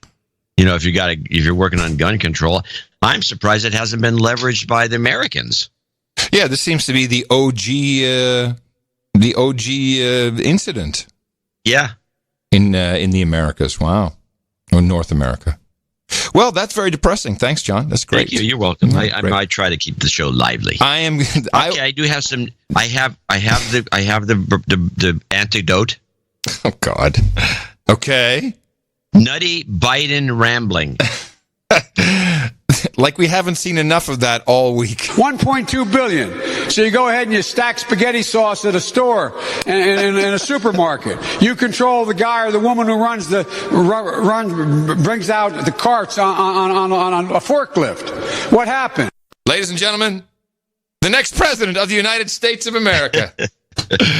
It's not much worse than Trump.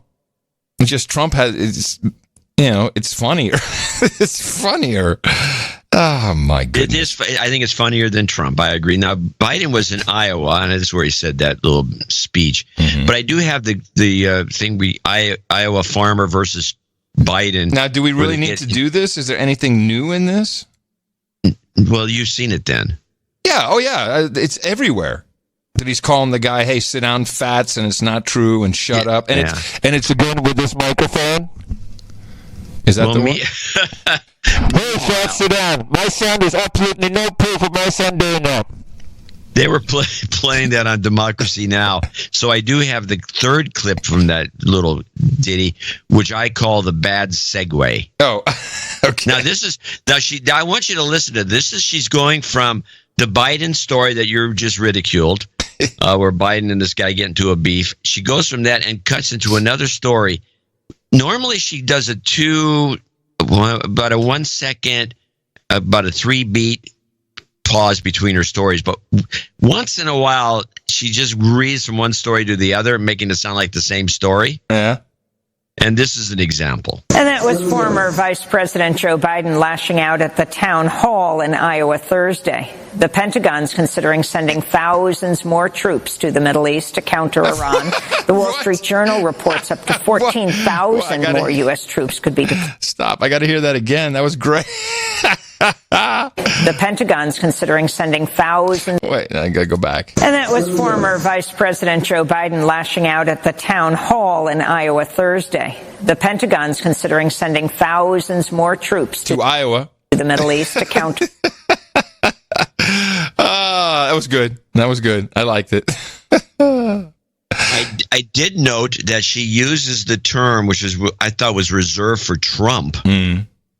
But she is the Democracy Now! Show is on board with Elizabeth Warren, I think. Oh, wow. And so she uses the term reserved for Trump, where Biden now lashes out. Lashes out, yeah. Well, it's Amy. Who knows? Hey, we don't have an end of show ISO, I just realized. This is a problem. Well, you've got classics. I think Stop the Hammering always works. Let's listen to it. Since you want me to lighten it up, I got my last clip. Okay. Thank goodness. It's a two-part. The second part is optional. So Katie Hopkins is the kind of the right-wing commentator. Used to be on LBC, and she's floating around. She's a big Trump supporter. She's on Fox. Don't I see her on Fox sometimes? She comes on Fox once in a while. And she lambasts people. She's actually a good radio personality because she's just over the top nuts. Okay. So she's giving a speech to some conservative group, and I was watching her do this. She has the thing written down. She's writing this down, but she apparently hired some joke writers. Oh God. Okay. And I think, she does a credible job. And I think anyone who does public speaking should find some joke writers and maybe do your material like this. My name is Katie Hopkins. I am a straight, white, Christian, conservative, married mother of 3 small children under 15, and I am proud to be all of those things. People who know me know that most of my Muslim friends have 15 children under the age of 3. I'm kidding. I don't have Muslim friends. I've had 2 husbands so far. I like to call lovely Mark my current husband to keep him on his toes. I guess I'm a bit like Ilhan Omar, except I've never married my brother. I did try proposing to Donald Jr. earlier as well. I think I could be so much better for him than Kimberly. After all, I've never dated a Democrat, unlike some. So she goes on. Wait a minute, I didn't get that one. Kimberly Guilfoyle was married to Gavin Newsom. Oh, okay, of course. Well, these are pretty good. She delivers. It's not bad. It's not bad. But then she goes after. It's not great, but it's good. It's not great. But hey, she's a radio person. She's doing stand-up. It's almost which as is bad not as a easy. podcaster. Yeah. And she's probably a podcaster now. But you know, it's well, actually, I think didn't she lose some lawsuit? I was reading about this. Yeah. Oh, that could be. It wouldn't surprise me. She a slander She's lawsuit. Slanderous. Slander lawsuit for £500 million, and she had to sell her house. Oh well, she should have. So the podcast joke is not that funny. It's not funny at all. Well, she does do a nice slam here on somebody else that I'm kind of like, wow, this is interesting. I guess there's a contingent of people in the UK that hate a certain somebody. The moral of my first marriage, ladies and gentlemen, is do not marry a man that looks like Matt Schlapp. Too much hair. That much hair is not natural. He looks like something that came out of the forest. And I'm glad to see that so many ladies here have gone for a much more aerodynamic husband. In the head department. Not gesturing at you, sir, but I'm definitely gesturing at you. It's good to laugh, isn't it? I mean, really. I've come to realize that we lived in such utterly mad times that sometimes our best defense is truly just laughter. And it's one of the ways I think the Republicans are going to win this war, is through our sense of humor. Because Democrats are not blessed in this department. Look at Meghan Markle. Thank you very much for that gift, America.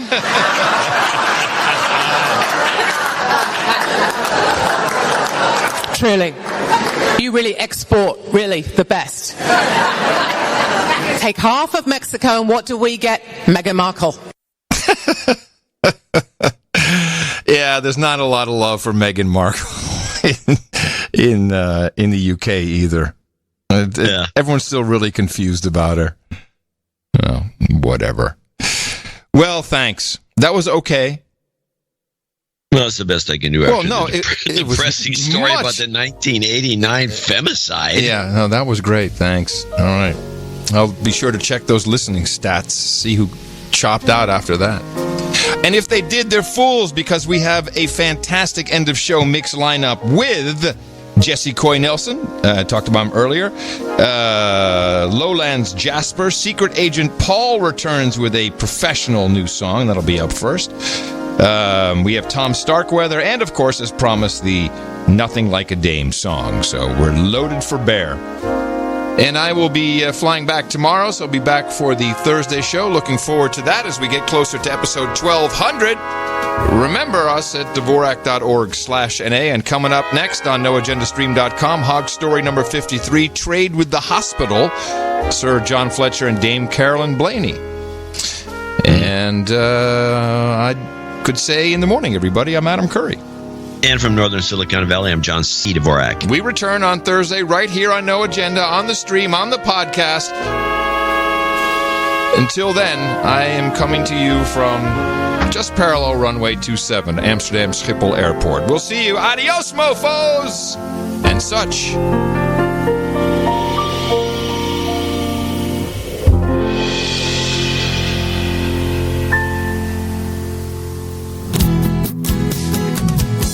Oh, what a circus, oh, what a show. America's gone to town over the vote for the impeachment of Trump. They've all gone crazy, moaning all day and moaning all night, falling over themselves to get all of the hysteria right. He had his detractors, he had his fans, If you want to go out in style, demand to be impeached like Donald J. Trump. It's good for ratings. As soon as the final gavel falls, they'll all realize their worst fears. He'll get another 8 years. But who is this Nancy Pelosi? While it's constant hysterical doubting, what kind of power does he have on her? How will she ever get by without him? Bark. Bark. You gotta have a druid who knows how to do it. Tree bark, tree bark, tree bark, tree bark. You gotta have a druid who knows how to do it. Tree bark, tree bark, tree bark, tree bark, tree bark. Gotta have a druid, tree bark, tree bark, tree bark, tree bark, tree bark, tree bark. Gotta have a druid, tree bark, tree bark, tree bark, tree bark, tree bark, tree bark. You gotta have a druid who knows how to do it. Do it.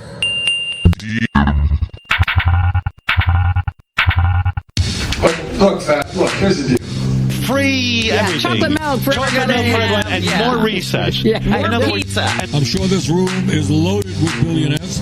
It's usually the audience that we attract.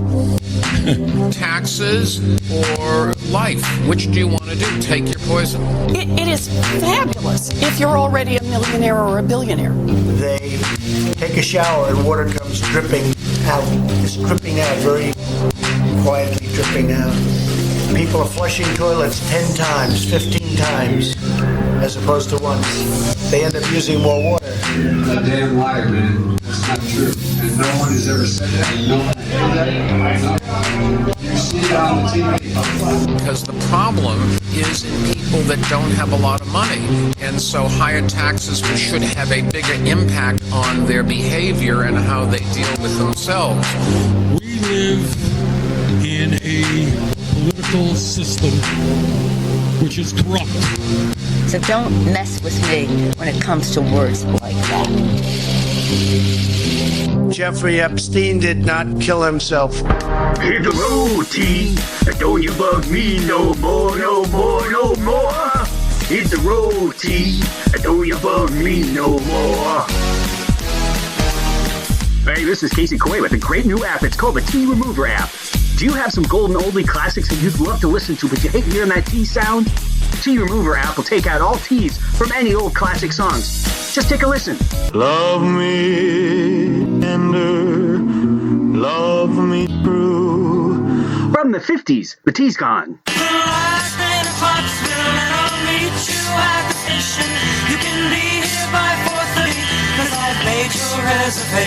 From the 60s, the T's gone.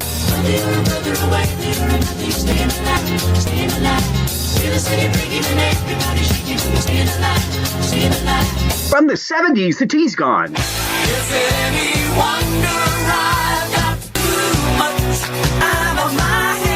From the 80s, the T's gone.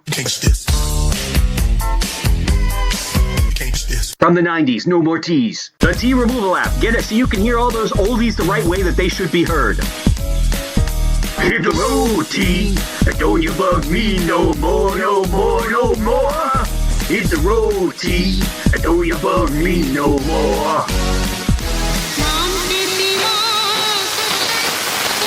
You're tuned to the Gitmo Nation World Service.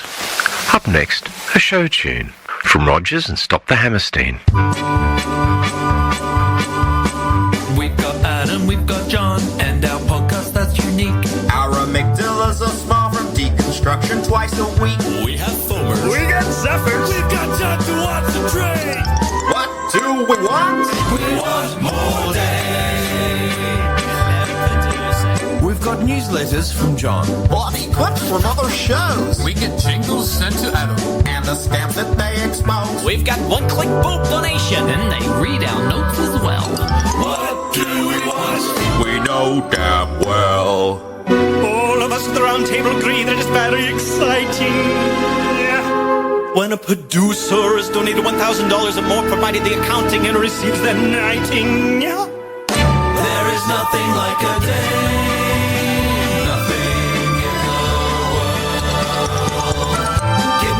Will claim there ain't anything like a day. Bring the breast milk. We've got popcorn. We've got mutton. got bong hits, we've got bourbon. At the round table to feed all the knights and dames who've gathered In our Gitmo neighborhood, what do we feel? We all feel good. You must admit that there isn't anything finer than to see a producer who has supported the best podcast in the universe in the amount of $1,000 or more who was born with a vagina. Gentlemen, I was born with a penis. Irritable. Dude, you're not even transitioning. No, but I'm allowed to identify as a dame. It's the law. Yeah, that's Canadian law. You're an Aussie. But it's the same queen, eh? Irritable, stop trolling us. We have a song to sing. Hit it, guys. There is nothing like a day. Nothing in the world. Gitmo Nation will acclaim. There ain't anything like a day. Nothing else is quite the same. Nothing in the world. One of no agenda fame. Like prohibition of a day. There is absolutely nothing like when Adam prognosticates you a day. Oh my fucking god! Sir Chris, you just summoned Zindu. Run!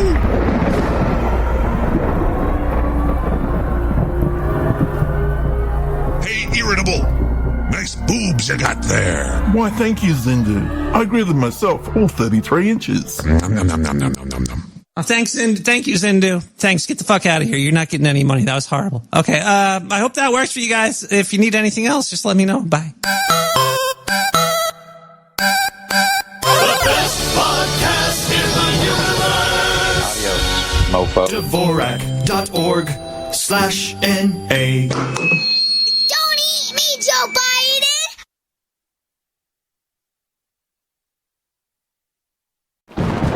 You are listening to the No Agenda stream, where freedom lives and censorship comes to get its ass kicked. The No Agenda Show with Adam Curry and John C. Dvorak. Live every Sunday and Thursday, 12 p.m., 11 Central. On NoAgendaStream.com.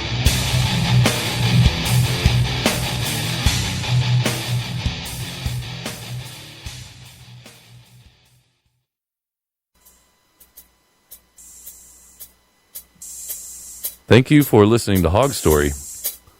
My name is John Fletcher. And I'm Carolyn Blaney. You're reading the calendar correctly.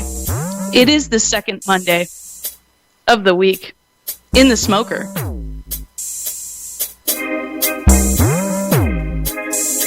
What is it you can't face? Air horn, air horn, air horn. This is Hog Story. That concludes. Yet, sir, yet.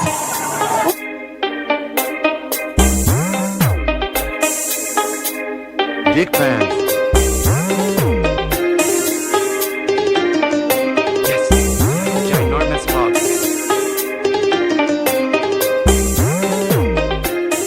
Oh, that's different. Oh, you like that? It fits with my Love Guru clips. Here we go. Oh. What is it you can't face? Dick pants. Dick pants. Yes, he has a ginormous hog.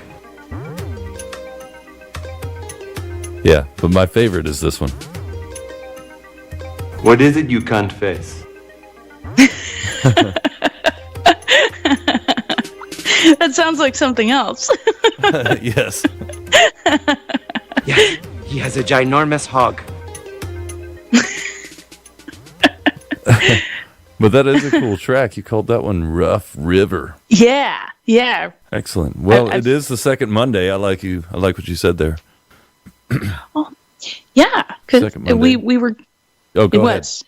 We were going to do the show on the first Monday of the week, but your internet was down, and then I hopped on the stream and did a show solo for 3 hours and plus minutes. I think it's like 3 hours and 40. That was your first time, hosting your own thing on the stream all by yourself? All that from your end, huh? Yeah, very first time. Excellent. There's some gold in them there podcast hills. We got to give a big shout out to Sir Darren O'Neill and Sir Thomas Nussbaum, both of those guys, for recording your stream.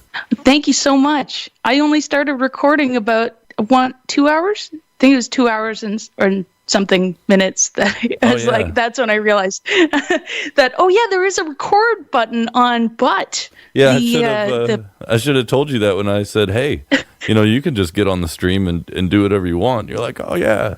I should have told you, like, oh, yes, and it also records it, because that's my secondary recording. My backup is recording Butt straight to the computer. Oh. So I guess the recording, whoa. I don't know what I did with that. I'm just throwing shit around. Just throwing a pen around. It's everywhere. So I guess the recording that I have is somewhere in the Butt folder. So I'll have to look it up. It just depends where you put it. It might be, it's a Windows machine? Yes, it is. In the libraries, the music folder. It might be in there. Or at least that's where it put mine. I will take a look but after. You'll have to check in. You can also find it in your settings. On Butt, you can find where it puts stuff. Oh yeah, there is that pathway that it shows you on Butt. That's right. Okay. Yeah, I have mine set to start recording as soon as it successfully connects to the stream. Oh, nice. You can do it that way. Yeah. So it saves a lot of hassle of forgetting to hit the big red button. Yeah, that's right. But good job. I can't wait to listen to the whole thing. I'm glad they helped us out and recorded that. So am I. That's awesome. I'm really happy that worked out. Yes, he has a ginormous hog.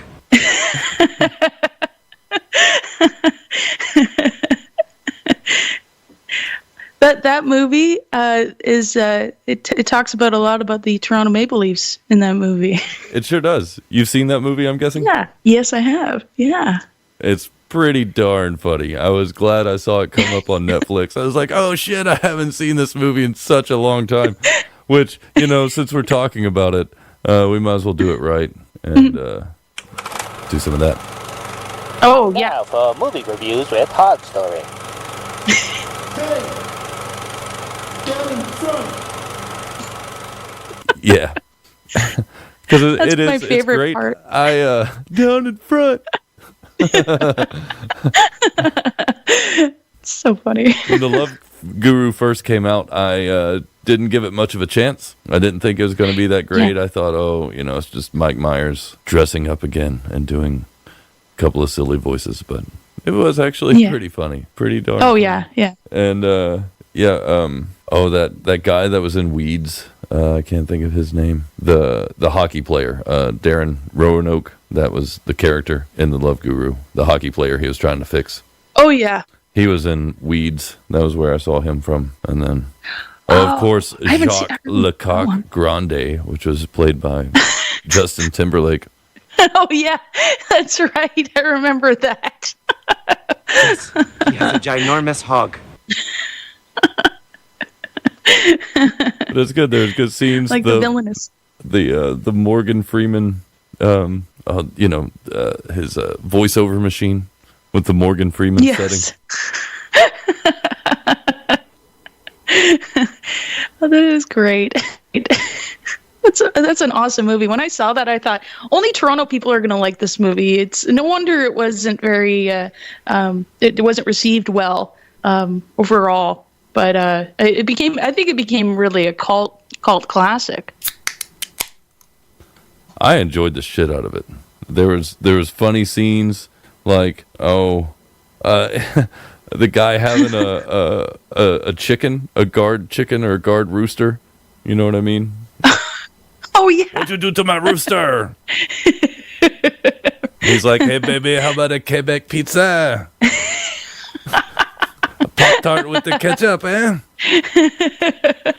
Hey, you're nailing that accent. Oh, I've been practicing. The more I listen to Sir Mathieu speak, the better it comes out of my mouth. What is it you can't face? And that's my all-time favorite line from that movie. What is it you can't face? What is it you can't face? What'd you say to me? Oh,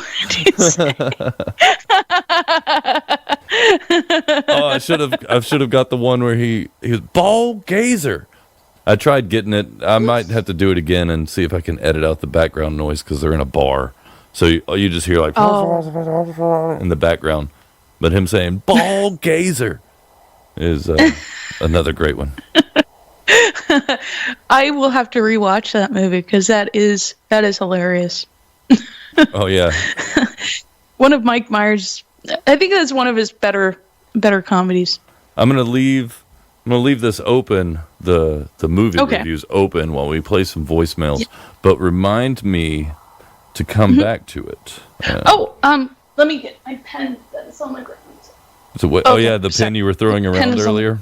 I was throwing around the pen because out of passion for what we were talking about. It was pandemonium over there. Yes, it was pandemonium. Movie review.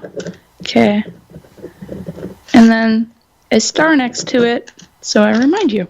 Air horn. And then I want to tell you about something after we listen to voicemails. Okay. Because I think, yes. But hit me with a voicemail. Here it comes. Yeah, this here's the hillbilly from hell. I sent you in a few. Aw, son of a bitch. That hillbilly was so funny it just stopped playing it. Here we go. Oh, jeez. Yeah, this here's the hillbilly from hell. I sent you in a few jokes and stuff. They wasn't real jokes, though. But, me and some of my damn kinfolk lived up my hills, and, we come down to a town. We rode this old feller's cow for a little ways, and we was thirsty, ran out of water, and we got some milk off the cow and put it back in the fence, and we kept walking and got on the mule. And that son of a bitch wouldn't move till I was stubborn. You know how mules are, kind of like the old lady. And anyway, we walked in town. We had $400 between both of us. We stopped at this little place where it said used cars. We thought we might purchase one. $400, and asked that fella there, got a vehicle we might purchase, $400. He laughed at him. He said, well, I guess we'll have to keep walking. Told my cousin, Jethro, and we started to walk off, and he said, well, wait a minute, fellas, I got a camel out here. So you don't have to do much of nothing with this camel. You got to feed it about every 2 weeks, and it goes 7 cheaper days than gas without water in it. He said that camel's smart too. He said it knows how to stop at red lights and yield and take a right or left. And the boys got on it thinking, hell, it's better than walking. Got down the street there, and the light turned red, and these 4 boys in the convertible stopped and said, look at them damn, talking about me and my cousin. Said, look at them damn two assholes on that camel. We got off and pulled the tail up, took a look-see, damn light changed, damn camel ran off, and hell, we walking again.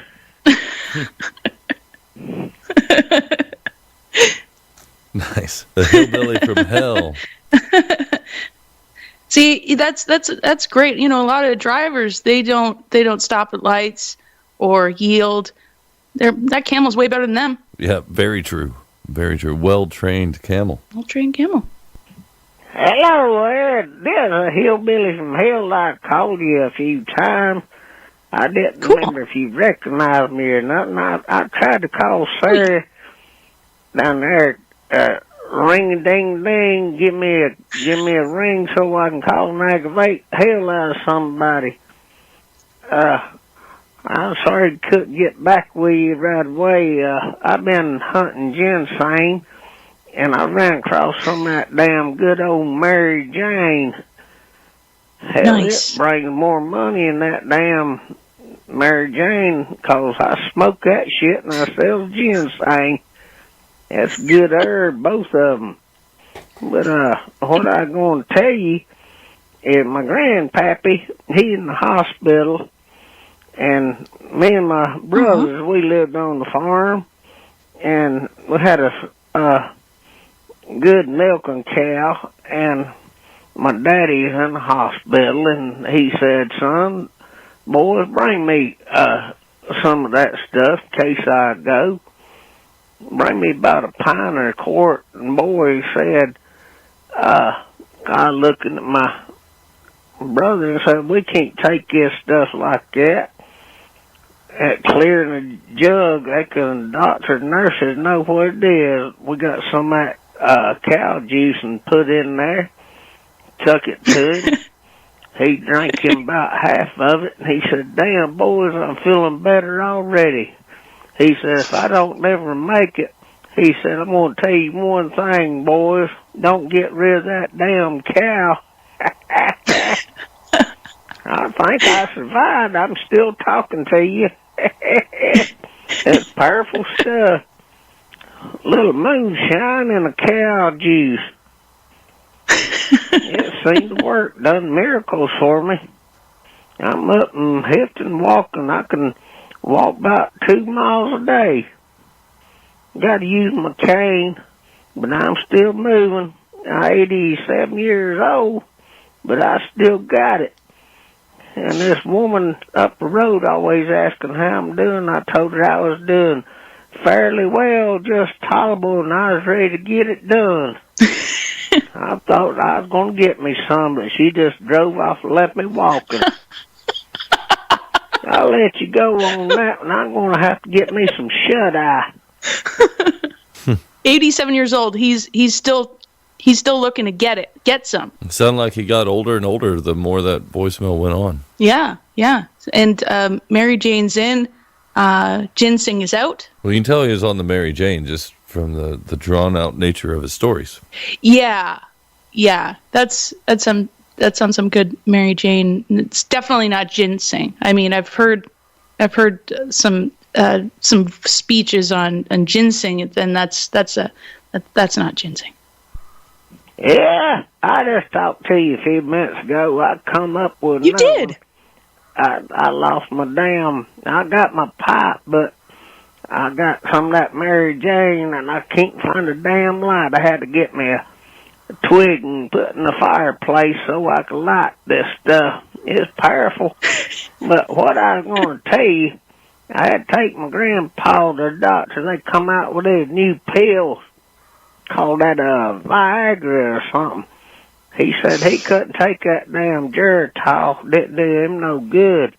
I said I told him they got a new pill called Viagra. I went to the doctor with him, and the doctor said, yes, sir, I can hook you up. I'll give you 3 samples. Free. Gave him 3 of them little blue pills and broke one of them up.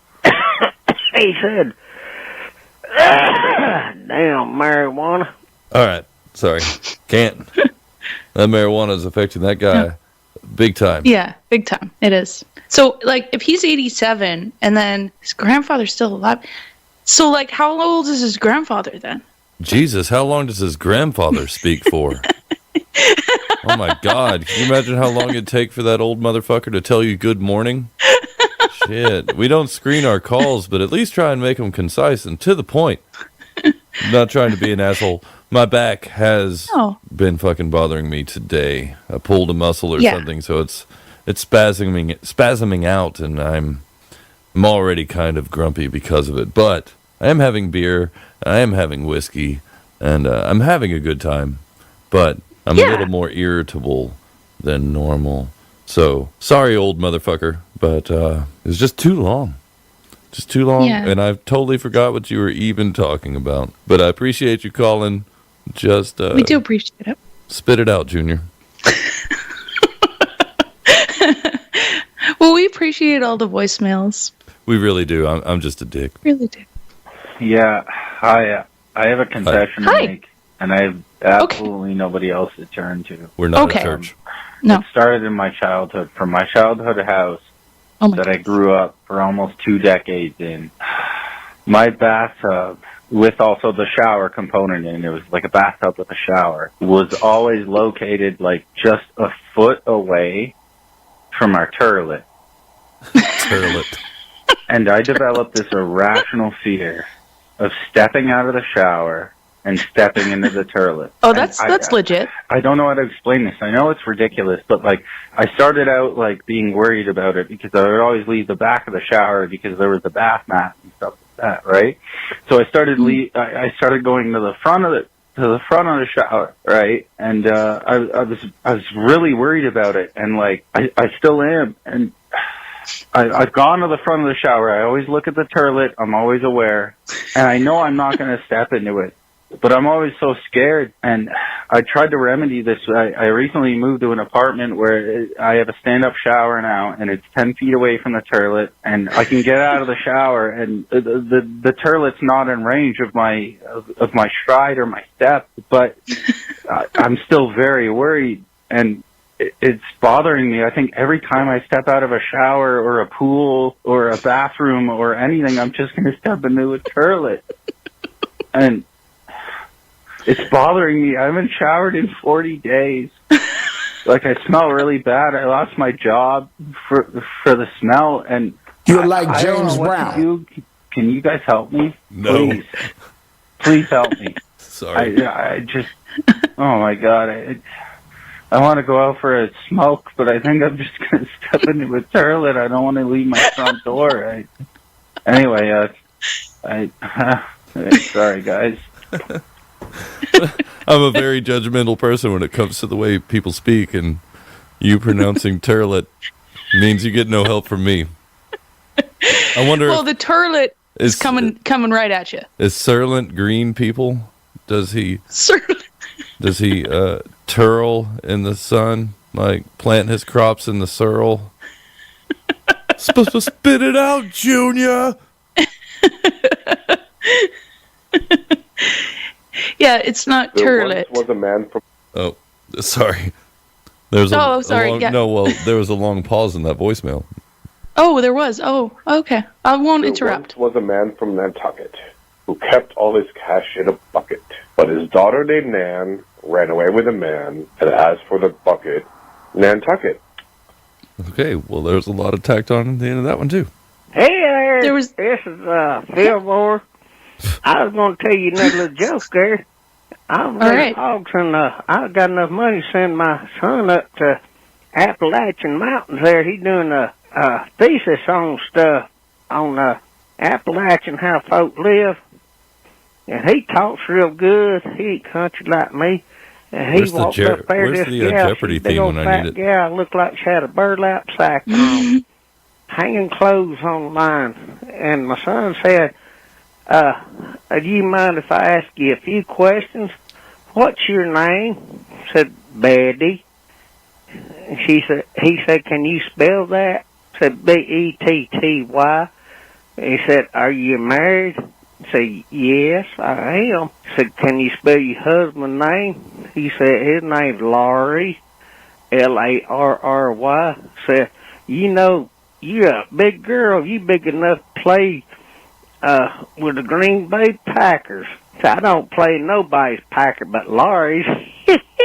Oh wait! I'm just getting a call from actually. The NFL was not approving that. I just got a note from upstairs, from the guys upstairs. We can't mention anything about any team from the the major football league. Otherwise, it's the guys upstairs. This is coming from upstairs. This is not coming from me. This is upstairs. What are you talking about? From the they mentioned the Green Bay Packers. I just saying. I'm sorry. I was interrupting the voicemail. Oh no, it was over. I don't. Oh, okay. I don't know. You can edit it out. I'm know being these guys okay, upstairs. Yeah, it's okay. Yeah. What never about mind. the NFL? Yeah, they didn't want us to mention anything like they were just trying to But cut why the not? voicemail short. Oh, but why not the NFL? What's the deal with that? Oh, because we'd have to pay them. We would have to pay the NFL if we're gonna mention about them. Is there something I'm missing? Oh no, never mind. I was just trying to, I guess, be funny or cutting off the. Is the NFL doing shit like that to people? Is that what it is? Well, yeah, like I guess you can't advertise the NFL. Like if you're a bar, you can't advertise that you're showing their games. Like it's like, oh, we're showing this NFL game, or it's like, no, it's like the football game. I see. I'm just dense. No, it's okay. No, That's no, all right. I guess I wasn't explaining it properly. Oh no, I fucking chugged a tall boy beer right before the show started and a shot of whiskey, and now I'm on shot number 2 and beer number 2, along with bowl like number 6 or some shit. So excuse me, no, I'm just dense. Apparently, I wasn't picking up what you were putting down. I wasn't explaining it correctly. Yeah. Oh no, it's all good. It's all me. You were speaking Russian for a second there. It's like, what are you even saying? Hey, Hog, chip in. Hey. Hog Story, 430-201-4841. Oh, Nice. that's right. That's our phone number. Sound like there were 2 voices on there. I heard 2 voices too. Thank you, Dr. Sir. Dr. Sir, he didn't go to 8 years of medical school for me to just call him Sir. Dr. Sir. Dr. Sir. That's Dr. Sir to you. Tell that to the guy upstairs. Like, you were freaking me out. Like, the urgency you said it. At first, I thought somebody was calling your phone. And so you, like, wanted to pause the show. Like, I'm getting a call. I'm like, oh, shit, who could it be? This sounds so serious. Then you're like, guys upstairs. I'm like, who now? I was thinking, like, maybe you moved into an apartment and there were people that were, like, pissed about stuff. And then I was like, wait, how can they hear? Are they listening? Who's listening to us? You were freaking my shit out, man. Oh my goodness, I didn't realize. No, hey, it's all me. I've imbibed maybe a bit too much before the start of the show. Should have waited till the after party, but I started my own pre-party. And okay. Now in hindsight, because hindsight, is always 20/20. I can appreciate what you were saying. I'm glad. 5 minutes later, welcome to the joke, John. We're so glad you're here. Yeah, we are. Well, eventually, when I do move, it will be we'll bring the smoker into the attic, and that's where the show's going to be. Because nice. the acoustics are amazing. Now, I got to really be careful with my head because I'm about, I'm a normal sized person. I'm 5'6". Yep. I'm normal size. I'm not like short or anything like that. So, but depending on where the pitch of the roof is, you got to really be careful with where you're hitting your head. Oh yeah. But in the middle is it's pretty tall and the acoustics are pretty cool. So I was thinking like smoker in the attic, like. Or is it still like Hog Story Norther? Yeah, call 430-201-4841. What should we call this? We're like Hog Story Norther. What are you going to do about like keeping it warm up there? Is it already insulated and everything in the attic? It is. Yeah. So it's all the flooring's there. There's proper drywall and it's brand new insulation, brand new roof. Oh, so it's ready. It's already turned into a room for you. Yeah, exactly. Nice. Yeah. That's pretty fucking cool. Yeah. Let me hit you with this voicemail. Hit me with the voicemail. Hey, yep. Just wanted to pop in and say, in the smoker. Guess what? It's still cold outside. Yeah. Damn. Same cold, here. Not warm. Yeah. Warm would be living in a volcano. Happily enough, we haven't had one of those go off since, 1980? That was a party. So all I'm going to do is leave you with one little thing, and I'll make it nice and short and sweet and to the point. Eggnog is nothing more than spiced up mayonnaise. Enjoy. Because you were talking about eggnog. You haven't had eggnog. That's right. I haven't had eggnog. No. Oh, you should. It's a holiday staple. You get you some alcoholic eggnog in there, you're good to go. Spiced up mayonnaise. It's true. It does have nutmeg, probably other spices. I'm not sure what. Is that what makes the eggnog? Is the nutmeg? Yes. Yeah, I guess because egg nut didn't sound good. No, I don't think anybody wants to drink egg nut juice. Egg nut juice. No. Eggnog juice. Yeah, but they have alcoholic and non-alcoholic varieties of it. I mean, you just get some non-alcoholic eggnog and throw some vodka in there. I mean, that's probably what they do anyway.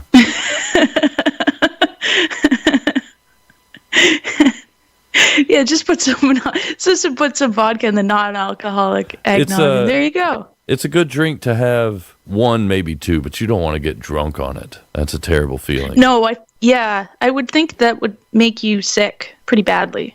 Yeah. Like gross sick. Yeah. Like hate yourself and want to die kind of sick. Yeah. Like, why would you want to put dairy with alcohol? I guess that's that's my whole thing is the dairy with alcohol. Oh yeah. That always, if you get too drunk on alcoholic dairy products, it's never a good thing. It isn't. There's this stuff called Bailey's. Oh yeah, I know all about that shit. And then there's another one called Caroline's, I think, and it's like basically it's the same thing. Yes, he has a ginormous hog. Howdy, y'all. Oh. This is Buford T from Tennessee on PCP.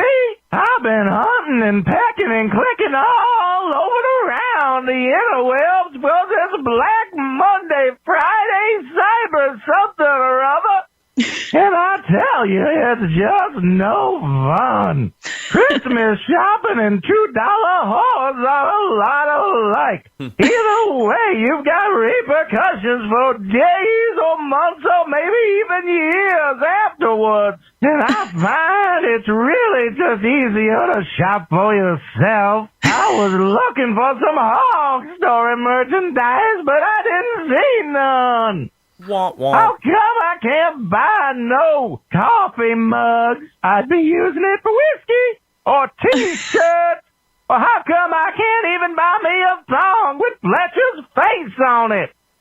I think you're really missing out on the merchandise bonanza, and you should probably get a Christmas store set up as fast as you can for the trendiest podcast in the universe.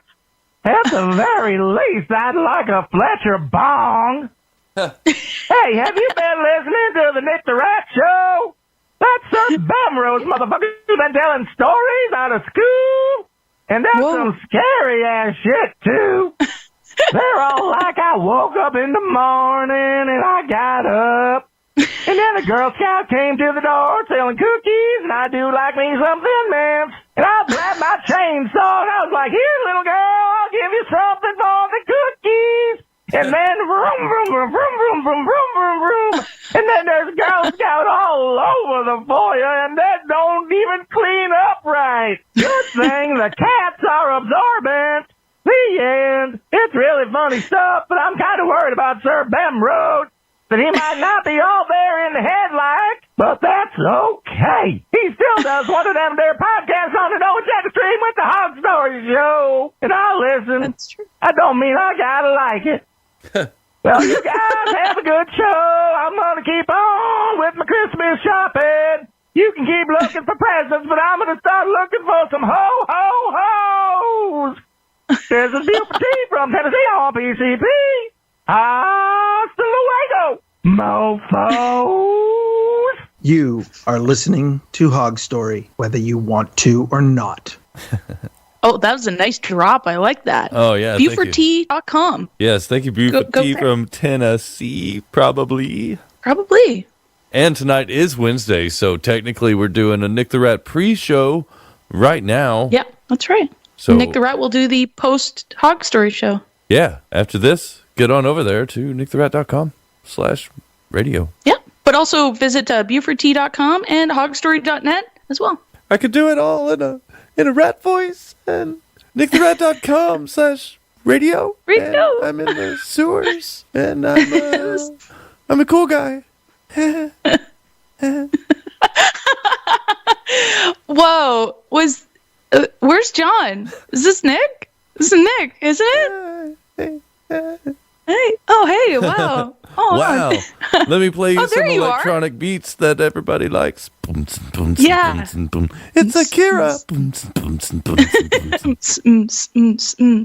Yeah. Check it out, because it's going to be a great time over there in the sewer tonight. That's right. That's right. You would go from the sewer to the smoker to the sewer, and right here on Wednesday night, the second Monday of the week. And if Bemrose is telling stories over there, there's going to be a little grumpy. Oh, that's true. Achoo! Oh, those fabled sneezes we've heard so much about. Achoo! Number 2. Going Yeah. for number 3. Give me number 3. Number 3. Going for number 3. Number 3. Number 3. Can I hear a 3? Number 3. Number 3. Number 3. Sneeze. Number 3. Number 3. Number 3. No? It'll None? Just come. 2? Oh, It'll okay. come. Not Later. yet. All right. I'll try my hand as On Monday- an auctioneer sometime. I didn't sneeze for 3.5 hours. You would think that I would have sneezed by then. Like some businesses have a sign that says like 37 days, 0 accidents, some shit like that. It'll be like that. There'll be a timer on the wall. 120 hours, 0 sneezes. It's been 2 minutes since 2 sneezes.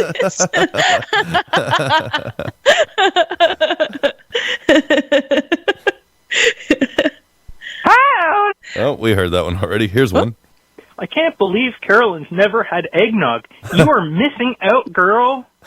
Anyway, what I like to have in my eggnog is some Kahlua. Oh. However, when you mix that in, sometimes it gives you Montezuma's revenge, if you know what I mean. Still, tastes great going down in the smoker. Revenge. In the smoker. Dick pants. Thank you, Cold Acid. Yes. Kahlua and eggnog. That does sound good, but fear the revenge. So you just want to have a little bit. It's like a shot glass of that. You don't want to have too much. You're like James Brown. James Brown in your pants. Oh, wait. That doesn't sound... Never mind. Forget I said it. Scratch that. James Reverse it. James Brown's his own pants. And on that note, This is for Prof War on No Agenda Social. The word is hegemony. Hegemony. It is not about. It is certainly not a boot. The word is hegemony. I hope Prof War got that message. You hear that, Prof War? Hear it, Prof War? Hegemony. Hegemony. Not a boot. Not a boot. No. We don't say a boot. A lot of people think that. It's about. I say about. Then who says a boot? Somebody has to say it. Where did that stereotype come from? Maybe Acadians? Could be. Okay. Maybe. I could be wrong, but... oh, you're going to blame those people. You know, the Acadians are the ancestors to the Cajuns. Oh! And we all know what crazy motherfuckers the Cajuns are. So I see. It's the same in Canada as it is in the U.S., really. Just blame the Acadians. I get it. Bigotry is okay as long as this is towards selected groups that everybody agrees should be singled out and ridiculed. And maybe a wall? Maybe a wall. Maybe a wall. If I had that clip, I'd play it. Hey, yo, Hog Story. This is Jersey Mike, a.k.a. Hacker Jersey Mike calling. I just wanted to offer you guys some technical assistance. I do DevOps, Linux system administration, cloud, offensive cloud stuff, and, I can help out with your IRC gateways, all that fun stuff. web servers going offline, site reliability. You know, I'd like to help out a little bit via due date ban. That's what I was saying yesterday when Caroline was doing her 3-hour marathon. You know, you need a due date named Ben, and I actually am a due named Ben, and I can offer to help out and back up the existing great guys you have. I don't want to take anything over, and just wanted to offer some help there. All right. Well, I love the show, and I love I love your marathon there. I was hoping that you could play my video clip to see if that works. We'll have to work that out so you can get some live clips in the show. All right. See you later. Bye. Thank you, Jersey Mike. Sadly, Thank you, Jersey Mike. There wasn't much to do about Monday's problem. That was all with my service provider, and they were being a bunch of dick bitches. Dick pants. And, dick pants. You can just drop that in whenever you want to say that. Okay, yeah. They were just being dick pants. And then there you go. Yeah, they were being a bunch of stiff dick pants. Dick pants. And nothing they could do, but very much appreciated. You never know. Like, all that shit's way over my head. So, you know, I can't even, it's so far over my head, I couldn't even think of the problems I would have where I would need to ask anybody about the problems. So it's until, like, shit hits the fan. That's when I realize what the problems will be. Does that make any sense? No, that makes sense. I know what you mean. But I appreciate it. We really do appreciate it. I think that's awesome that we can reach out to our producers. Should we need any assistance in any way, and we really appreciate that. If you got like a video clip or something you want me to play the audio from, send it to me in an email, and try and be specific about a timestamp. And if you give me, you know, like a couple of days, 3 days to do it or something, to remember to check my email first off, then I will trim it down and boost the audio and all that shit so I can play it on the show. I really don't want to get into just playing stuff straight off a video feed onto the stream. You know what I mean? Like somebody sending a link to a YouTube and then just me play it on the show, because, you know, you never can trust the audio on YouTube. If we get the timestamp, then we know what to play and what part you were looking for us to use. Yeah, and then I can we really clip it out in my own time, and and then make it playable. Because the clips that we use, they've been clipped to the section that we wanted to use, and it does take some time to do that. But that time it's worthwhile once the finished product is complete. Yeah, we're not trying to be a couple of dick pants.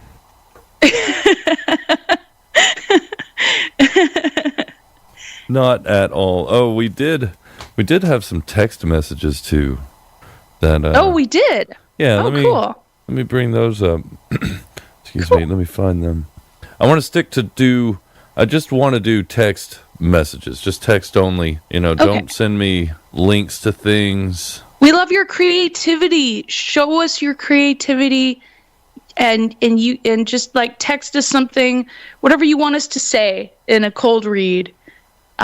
We don't, like, you know, if you link us an article or link us a video or something like that, like, we can't read, like, we don't know what you want us to read. It's just the link. But if you you know, link us, or I should say, type out your text message, and then we'll give it a cold read.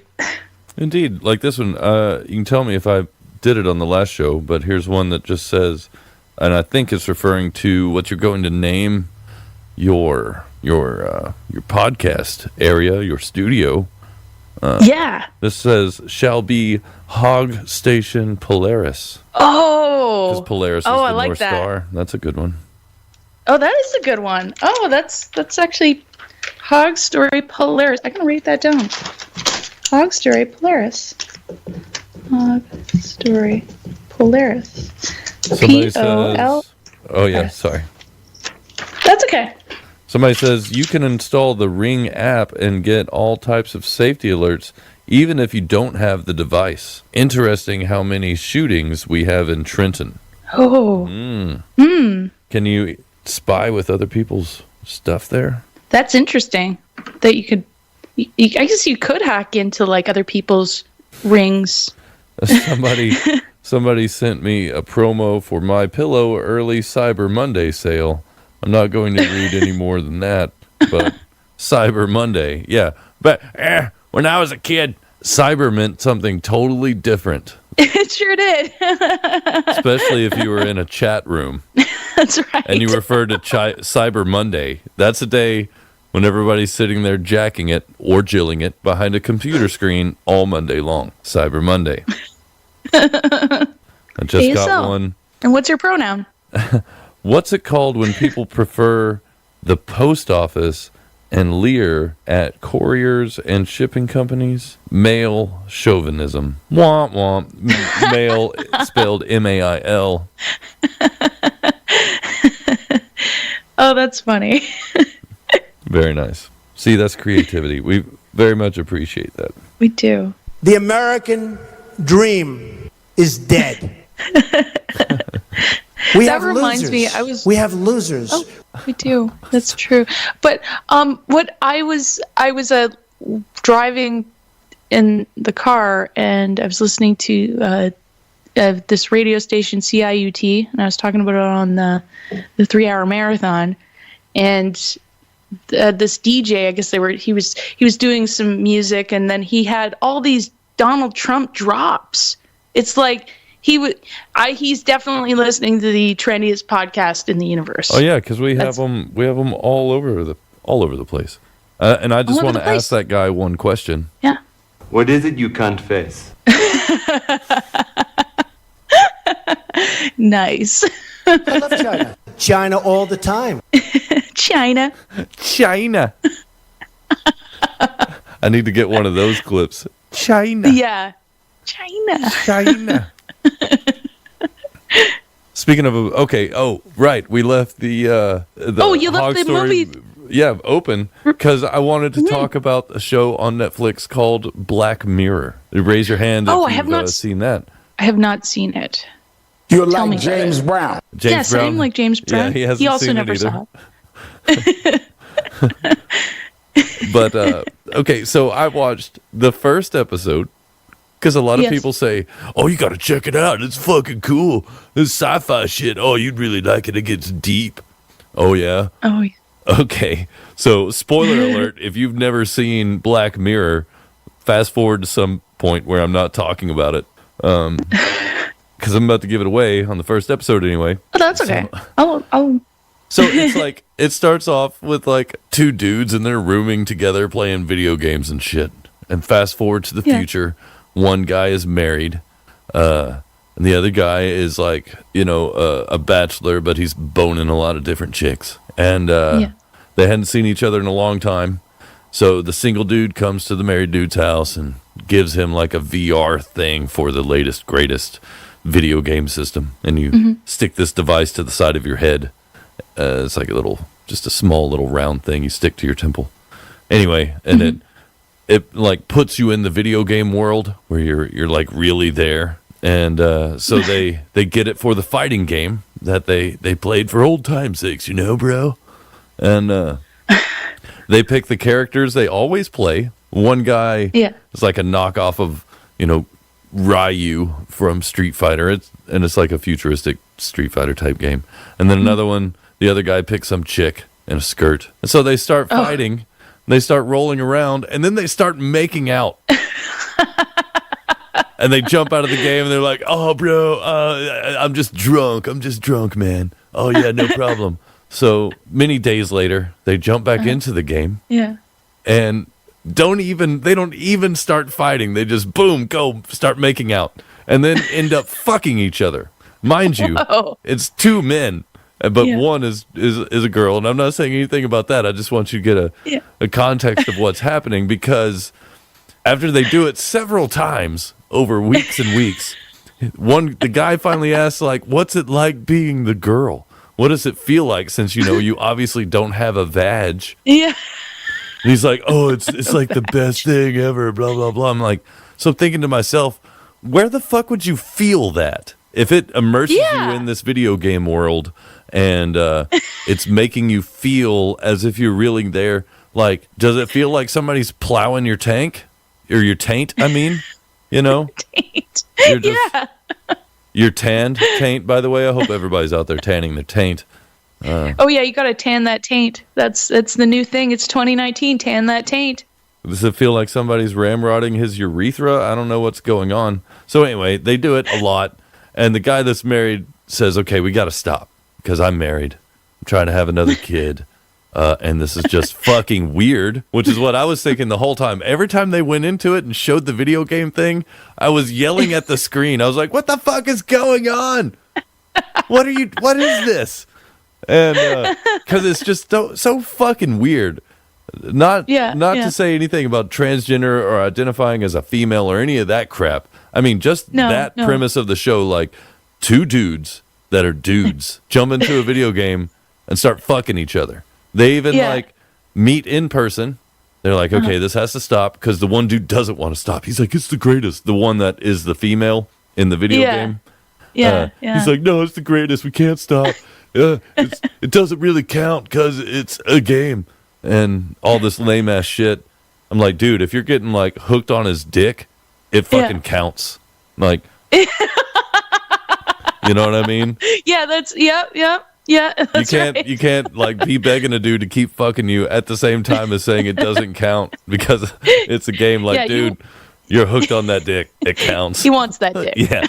And so they meet in person. They're like, okay, we have to kiss in real life to see if we feel anything. He's like, if there's sparks, at least we know. And if they're not, at least we know. So they kiss and they're like, nope, nothing. They leave where they kissed. Which it was like at some construction site and it started raining. It was so fucking cheesy. And then they go home, immediately jump in the game and bone each other. And so the dude that's married, like his wife wants to know what the fuck is up because he starts acting strange and everything. She wants to know why. And he eventually tells her. So the solution was he had like a day marked off on the calendar where he could get online with his dude bro and video game bone him. And his wife got a free pass to go pick up a dude in a bar and fuck him. And I was like, okay, whatever. That's a fair trade. But I think the moral of that story, because they kissed and it didn't do anything in the real world, but they couldn't help but fucking bone each other once they got in a video game. It just goes to show you that you put a pair of tits on it and a dude's gonna fuck it, or at least try to. That's the moral of episode Virtual 1. Vagina. Moral of episode 1 for Black Mirror is slap some tits on it and we're gonna try and fuck it. Doesn't matter if it's our own best bro dude. Like, bro, that's a nice pair of tits, bro. I'm going to fuck the shit out of you. I don't have a vagina. I didn't hear what you just said. I'm going to fuck the shit out of you. Bro. It doesn't count, bro. Keep giving me that VR dick. And that VR vagina. What is it you can't face? Yeah, so there you go. That's why I wanted to keep the movie review open. Oh, that was great. And it might be a cool series. I am going to watch more episodes and just see, because, I mean, visually it was all very cool and very well done. And they got good actors to do all the stuff. Just the storyline of that first episode, I'm like, this is right off the bat? This is the first episode they show you, so it's only going to get more like this in later episodes. Like, what the fuck is coming?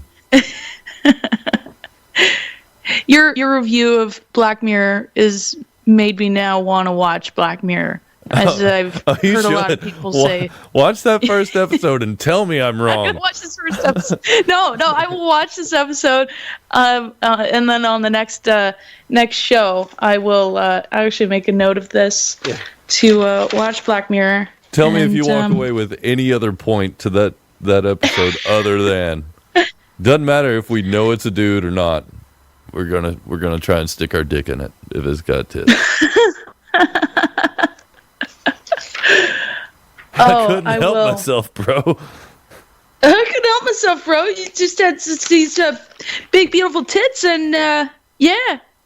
Oh, it was an Asian character, so they weren't necessarily big. They weren't big? Oh, okay. I figured they would be, but just tits in general. Yeah, just tits in general. These were moderate. Just moderate sized tits. Moderate to severe tits.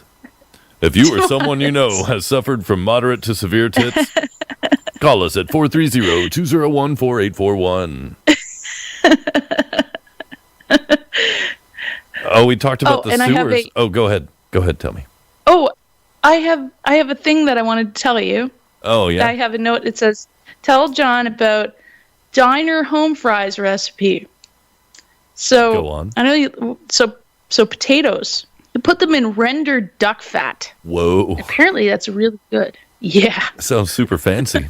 Yeah. There's going to be a potatoes shortage this year. We've had an unseasonably wet and cold grow season for potatoes in Iowa, Wyoming, wherever else they fucking grow potatoes mostly. So the price of potatoes is going up.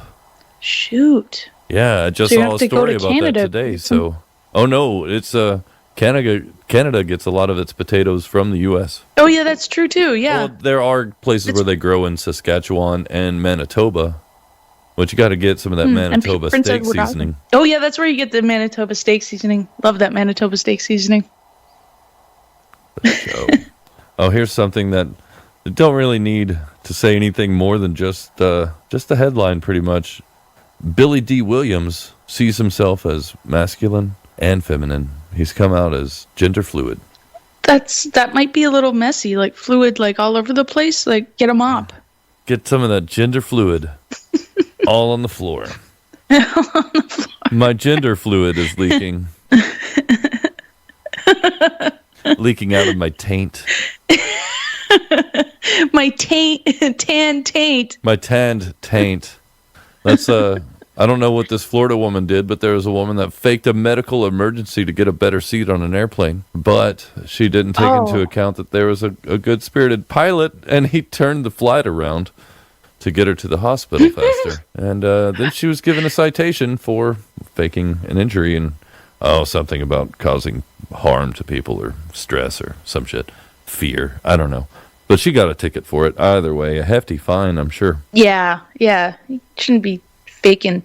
Like, what seat could you have possibly gotten? Like that seat where it's the emergency exit. Like, that's a lot of responsibility to take the emergency exit seat, but you also get all that leg room. I'm guessing she tried to get out of like coach up in the first class or something. I need one of those big chairs because of I got sunburn on my taint. She's probably sitting in the middle between two people, and she doesn't have the armrests because the two people on the other side got the armrests.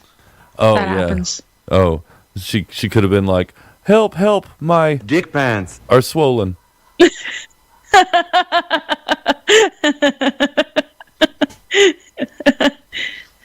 Dick pants swollen. All talk, no action.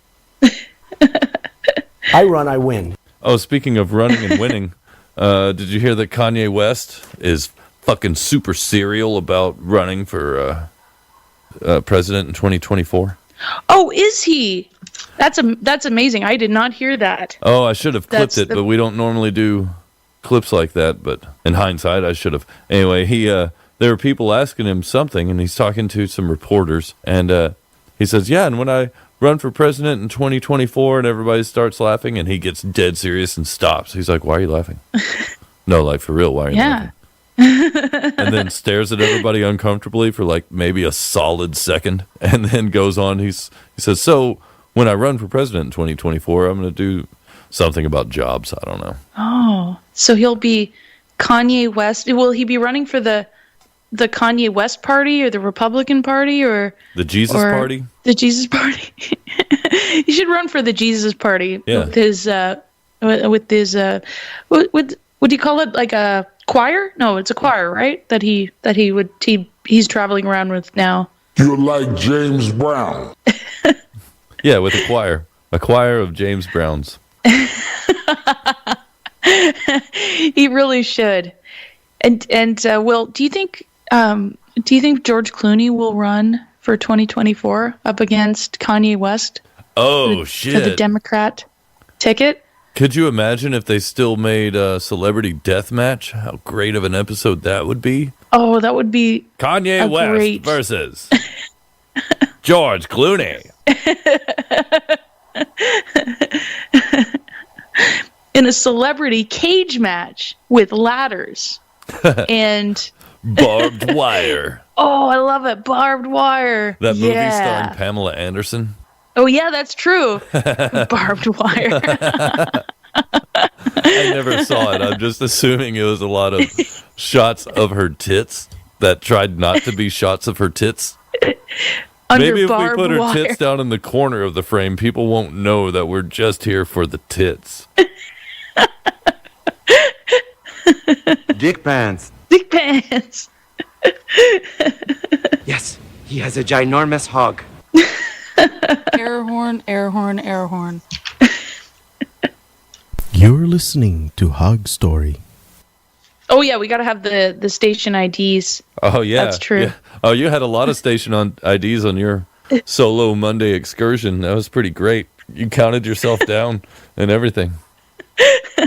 I did. I wanted to make sure it was a good station ID. I didn't want to just go out there with my station ID. I wanted to prepare everybody beforehand. Oh yeah, it was like you were like a stage actor in the wings, getting yourself ready. Okay, that's right. Down. Yeah, get into it. In the zone. 3, 2, 1. Here we go. What light through yonder window break? Yes, a ginormous hog. What is it you can't face? Well, speaking of people that are running for president, you know who's not running for president anymore is Kamala Harris. Kamala Harris. Kamala Harris. Yeah, she's from Back to the Throat Harris. Mary Louise Kelly. Let's say Kamala Harris. Kamala Harris and Mary Louise Kelly. Together at last. So, that was my question. I was actually, I was asking if she's going to write a book, a podcast, but you're right. Is she going to be on NPR like full time? Oh, she probably could be laughing at her own jokes all the time. Oh yeah, that's true. Yeah, just getting juiced and getting high on NPR. I think she's probably going to do a YouTube channel where she just goes around and dances with people, like all these dumbass videos she's been doing on social media lately, where she just she gets in there, and just has somebody film her dancing awkwardly to horrible music. She really needs to do that. She has that one dance move where she, cocks her elbows and she has her hands up about waist high and she just like awkwardly moves her hips around. Yeah. And she laughs like, oh, yeah. like you're not doing a great job, but I'm glad you think you are. Like, way to go, Kamala. How much did she have to drink today?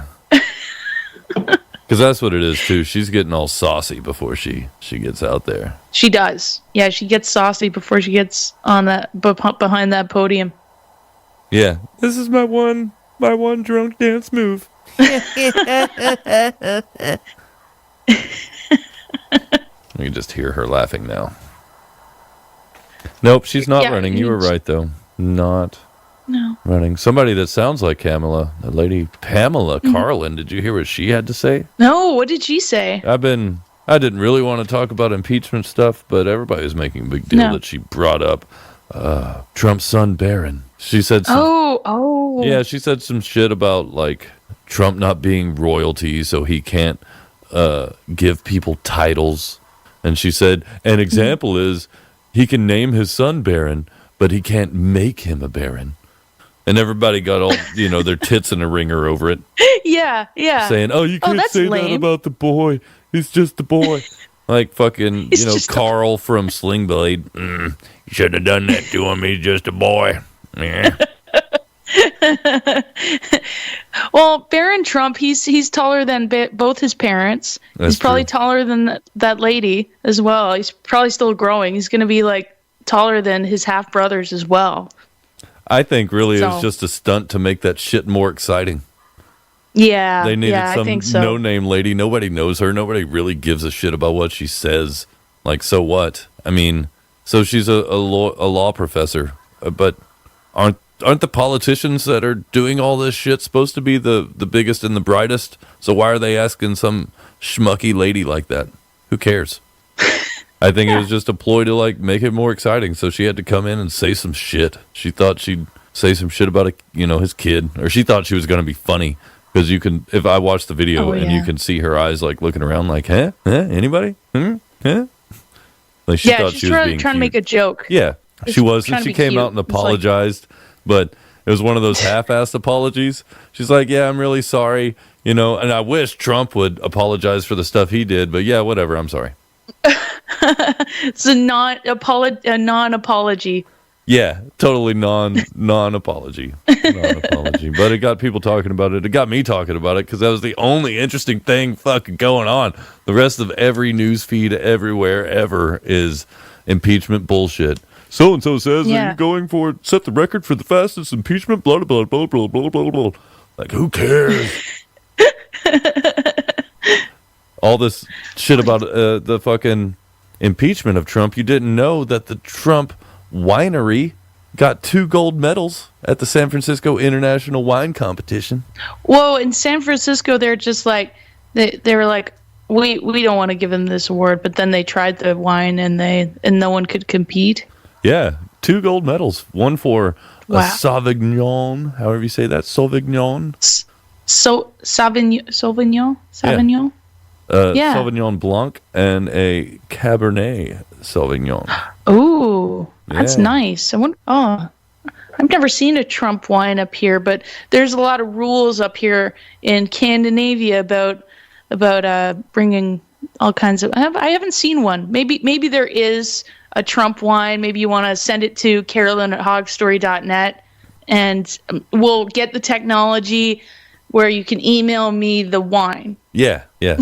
Like Jesus turned water into wine. We're going to turn wine into bits, and then those bits back into wine. Back in the wine, yes. Yeah, I'm not saying we're as or more popular than Jesus, because we all know people get upset when you say things like that.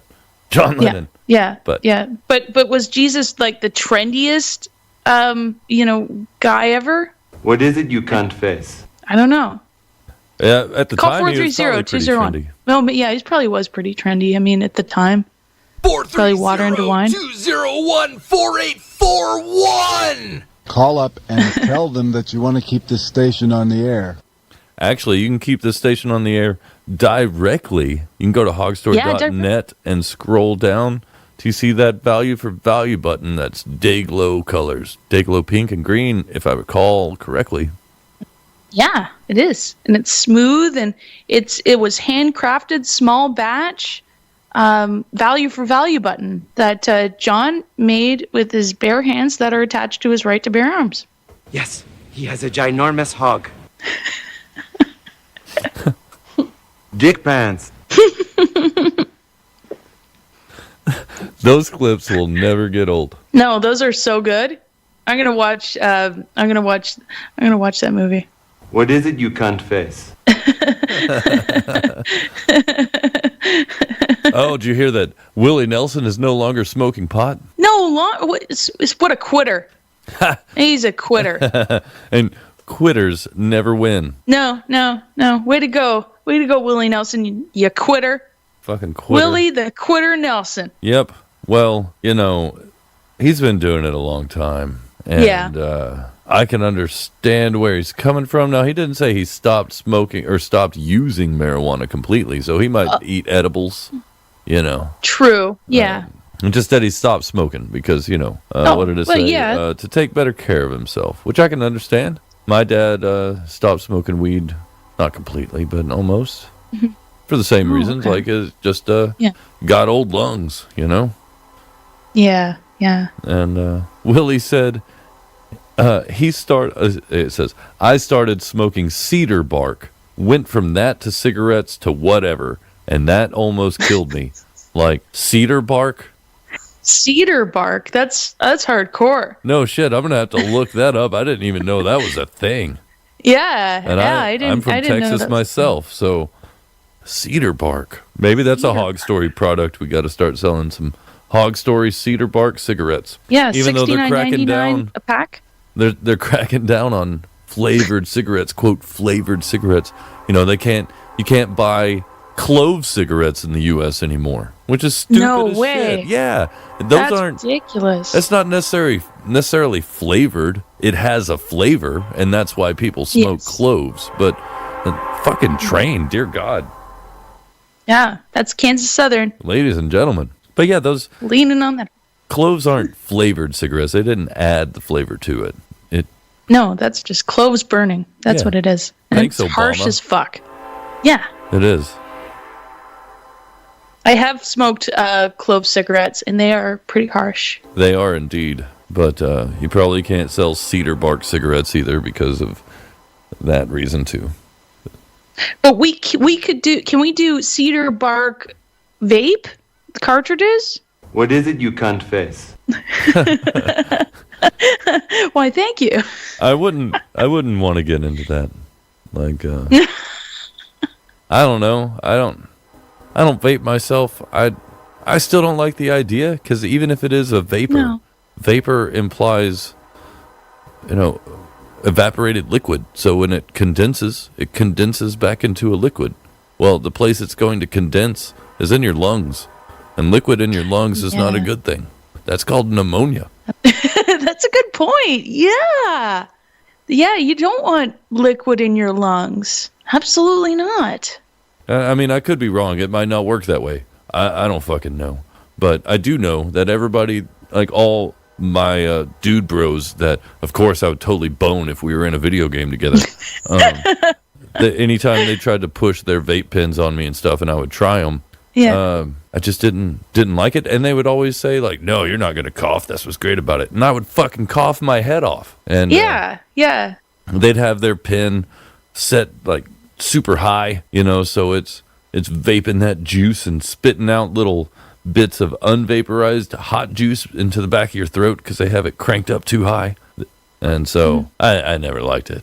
I know a lot of people are into it and they say it's the future and it saves your lungs or whatever the fuck, but it always made me feel worse than smoking a cigarette. A cigarette, at least I know where it came from too. I know that it's not all just pristine tobacco leaves shredded, that I'm getting fucking little bits of tobacco dust off the machines that they sweep up and put into a vat, suck all the nicotine out of that, spray that nicotine onto brown paper, then shred that and put it into a cigarette. I know I'm smoking that, but at least I know it. Like with vapes and shit, I don't know what the fuck is going on there.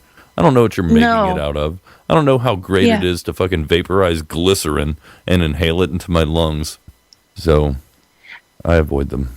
No, that's good. I'm glad because we listen to Dr. Drew. Oh, I do sometimes, and then he'll talk about the vaping, and what I don't like. He'll talk about vaping, and he'll talk about how tobacco is the one that kills, but like he's like, oh, that's the nicotine. That's okay. It's like, oh, it's just the nicotine. It's so ass backwards. Huh. Yeah. Well, I mean, that's the way it's supposed to be. That it's just the nicotine, and the delivery agent is innocuous, so it's going to be all good. But they didn't do any studies on it. They just released that shit while telling you it. I mean, the public is the test subjects. That's right. That's what's going on, and then they'll find out, and there'll be some lawsuits where lawyers make a lot of money, and a few people get some good settlements, but most everybody else gets $150 or whatever. That's right. Yeah. However it works out. Or $1. If $150 if you're lucky. Usually it's like a $1.50. Yeah. Get your $1.50 by mailing to P.O. Box 420 at. I mean, I have gotten those THC cartridges, and they've made me cough like crazy. And maybe it's because of that vitamin E acetate that's in there. I don't know. But I do know that despite coughing and not necessarily liking that aspect of it, I've gotten high as fuck off some vape pens. Yeah. So have I. Yeah. And it's like you just have one, but I cough too on those as well. Yeah. And everybody says it won't make you cough. And I say, well, then why do I cough? Yeah, that's right. Why do I cough? It's like, why would I cough if you tell me I won't cough? I almost expected. Oh, sorry. Go ahead. Maybe it's the suggestion of coughing, or of the potential of coughing. Like, you're not going to cough. Don't worry about it. Oh yeah. And then you totally cough.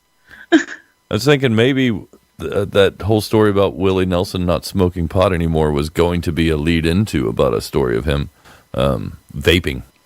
Oh, I don't smoke pot anymore. I vape it. Being healthy. He vapes it. Oh. To counteract all the negative vaping stories out there. Oh yeah, but then they'll say something like, "Oh, Willie Nelson, he's smoking a THC vape," and they'll talk about how dangerous that is. Like, oh, it's so dangerous. He's 86. He is smoking that vape, THC vape. That vape. The vape. He's close to death, but if he moves to Kansas, he could try an experimental process that happens after he dies. So there's a Swedish company that's set up shop there called Promessa. Promessa.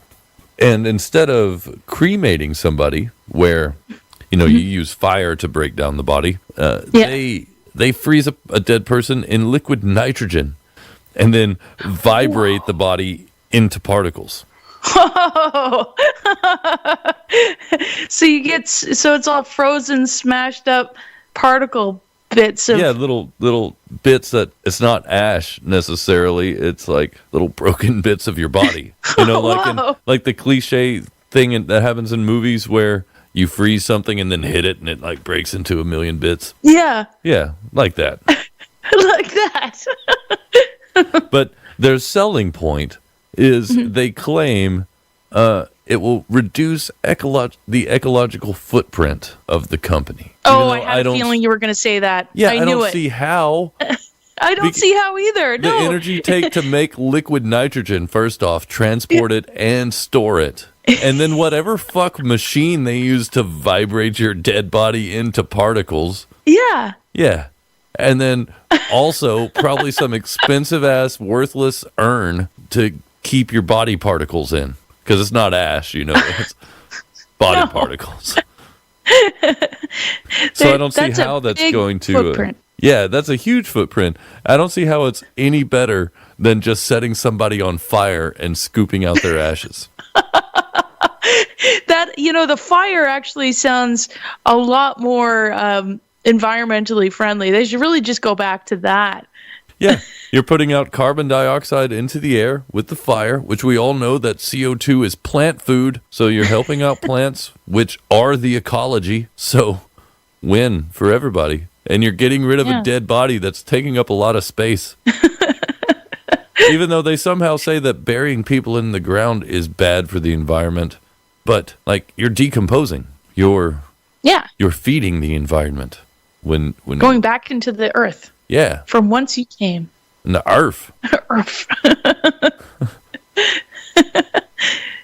Feeding the lungs of the trees. Speaking of going back to the earth, here in Texas, and pretty close to Austin, 100,000 gallons of raw sewage was spilled into a tributary of the Bull Creek. A 21-inch main sewer pipe broke open and spilled all of its fucking contents, 100,000 gallons, into Bull Creek, which they should now name Bullshit Creek.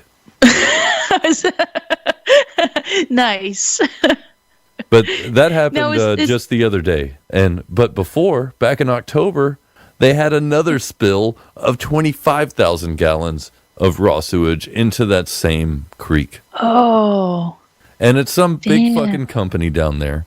And of course, the Texas Commission on Environmental Quality is looking into it. But really, they're looking into how they can cover it up for their fucking buddies. Because that shit keeps happening with this place, this sewage company down there. Shit just keeps breaking. Oh, we just had an overflow. Yeah, and it's overflowing raw shit into the environment. Oh. Like right into Now, creeks. is this a...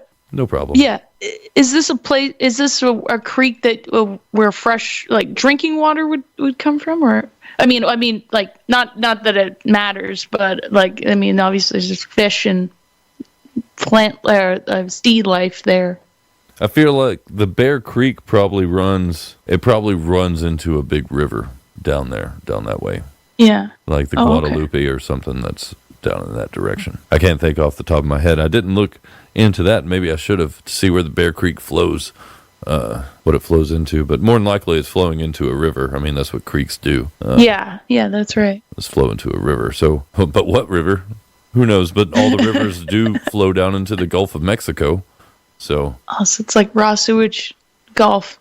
Well, I mean, now it was 100,000 gallons, which sounds like a lot, but in the grand scheme of some river flowing down to the coast, it's not that much. So it will be diluted in the river, but before it gets there, still. Yeah, that's pretty nasty. And there's stinky. a lot of people that live around Austin. So this creek is just flowing right through their yards and all this shit, bringing all the shit right along with it. So when it gets to be 100 degrees in the summertime, that's going to be pretty nasty smelling.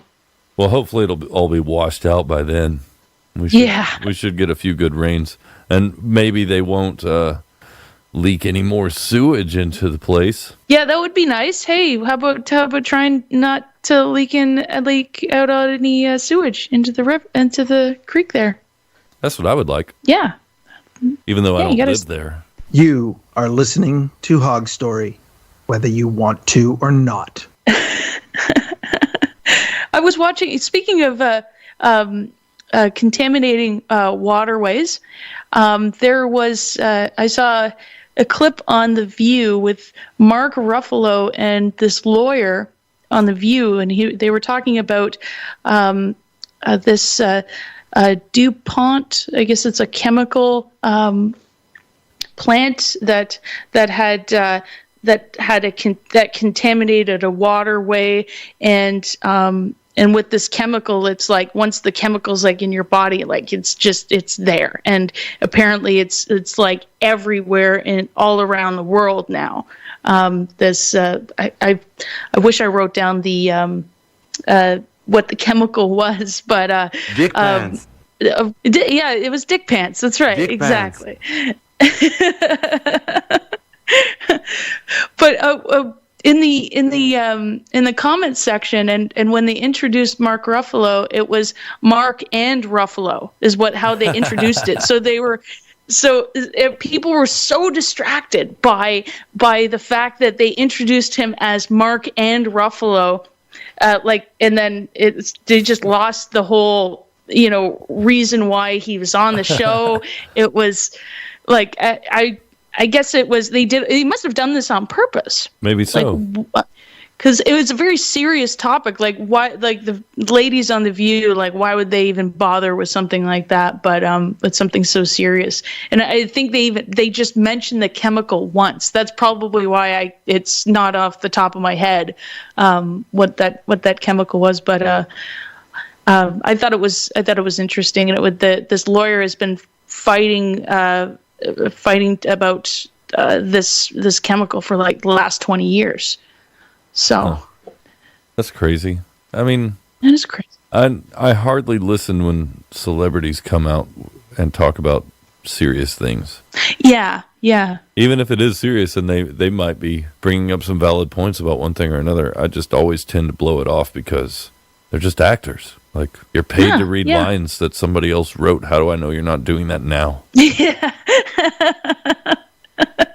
Exactly. So I never take it seriously. I mean, and after all, he just plays a scientist in a lot of movies, like the Marvel movies, and he's always some guy that's like, oh, I'm timid, but I'm super smart and tender. I'm sensual, but also awkward. Yeah, that's all of his characters all the time. And even when he was on The View, he kind of had that. You know what I get out of him? I bet he hangs out with Obama. Like, I get that, that vibe from him. Yes. He kind of like, it seems like he purposefully stutters, to seem like a lot of people have done it. Like, I think it is a trend, a way of speaking, where to seem like you're intelligent because of what they say about stuttering, it means your brain is moving too fast for your mouth. And like you're thinking associate that with intelligence. Like, just because your brain is fast doesn't mean you're thinking anything smart,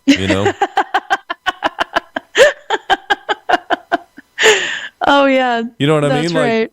Like, NASCAR drivers go fast, but nobody ever consults them about astrophysics or anything. Just because you go fast doesn't mean you do anything intelligent. No. But they associate that with, oh, he's so smart, he's stuttering. Kanye West is running for president and stuff. Spit it out, Junior. I got to get that clip. That was an Adam Sandler movie, wasn't it? Yeah, it was. I think it was Billy Madison. Not Happy Gilmore. Billy Madison, yes. Yeah, okay. I'll find it. Because I got to get that instead of saying it myself. Yes. Yeah, well, you got anything else? What else you got? You're not giving away any paintings this episode, are you? No, but I'm moving, so I don't have any more paintings that I've been working on. I've been just kind of packing and getting that. But we did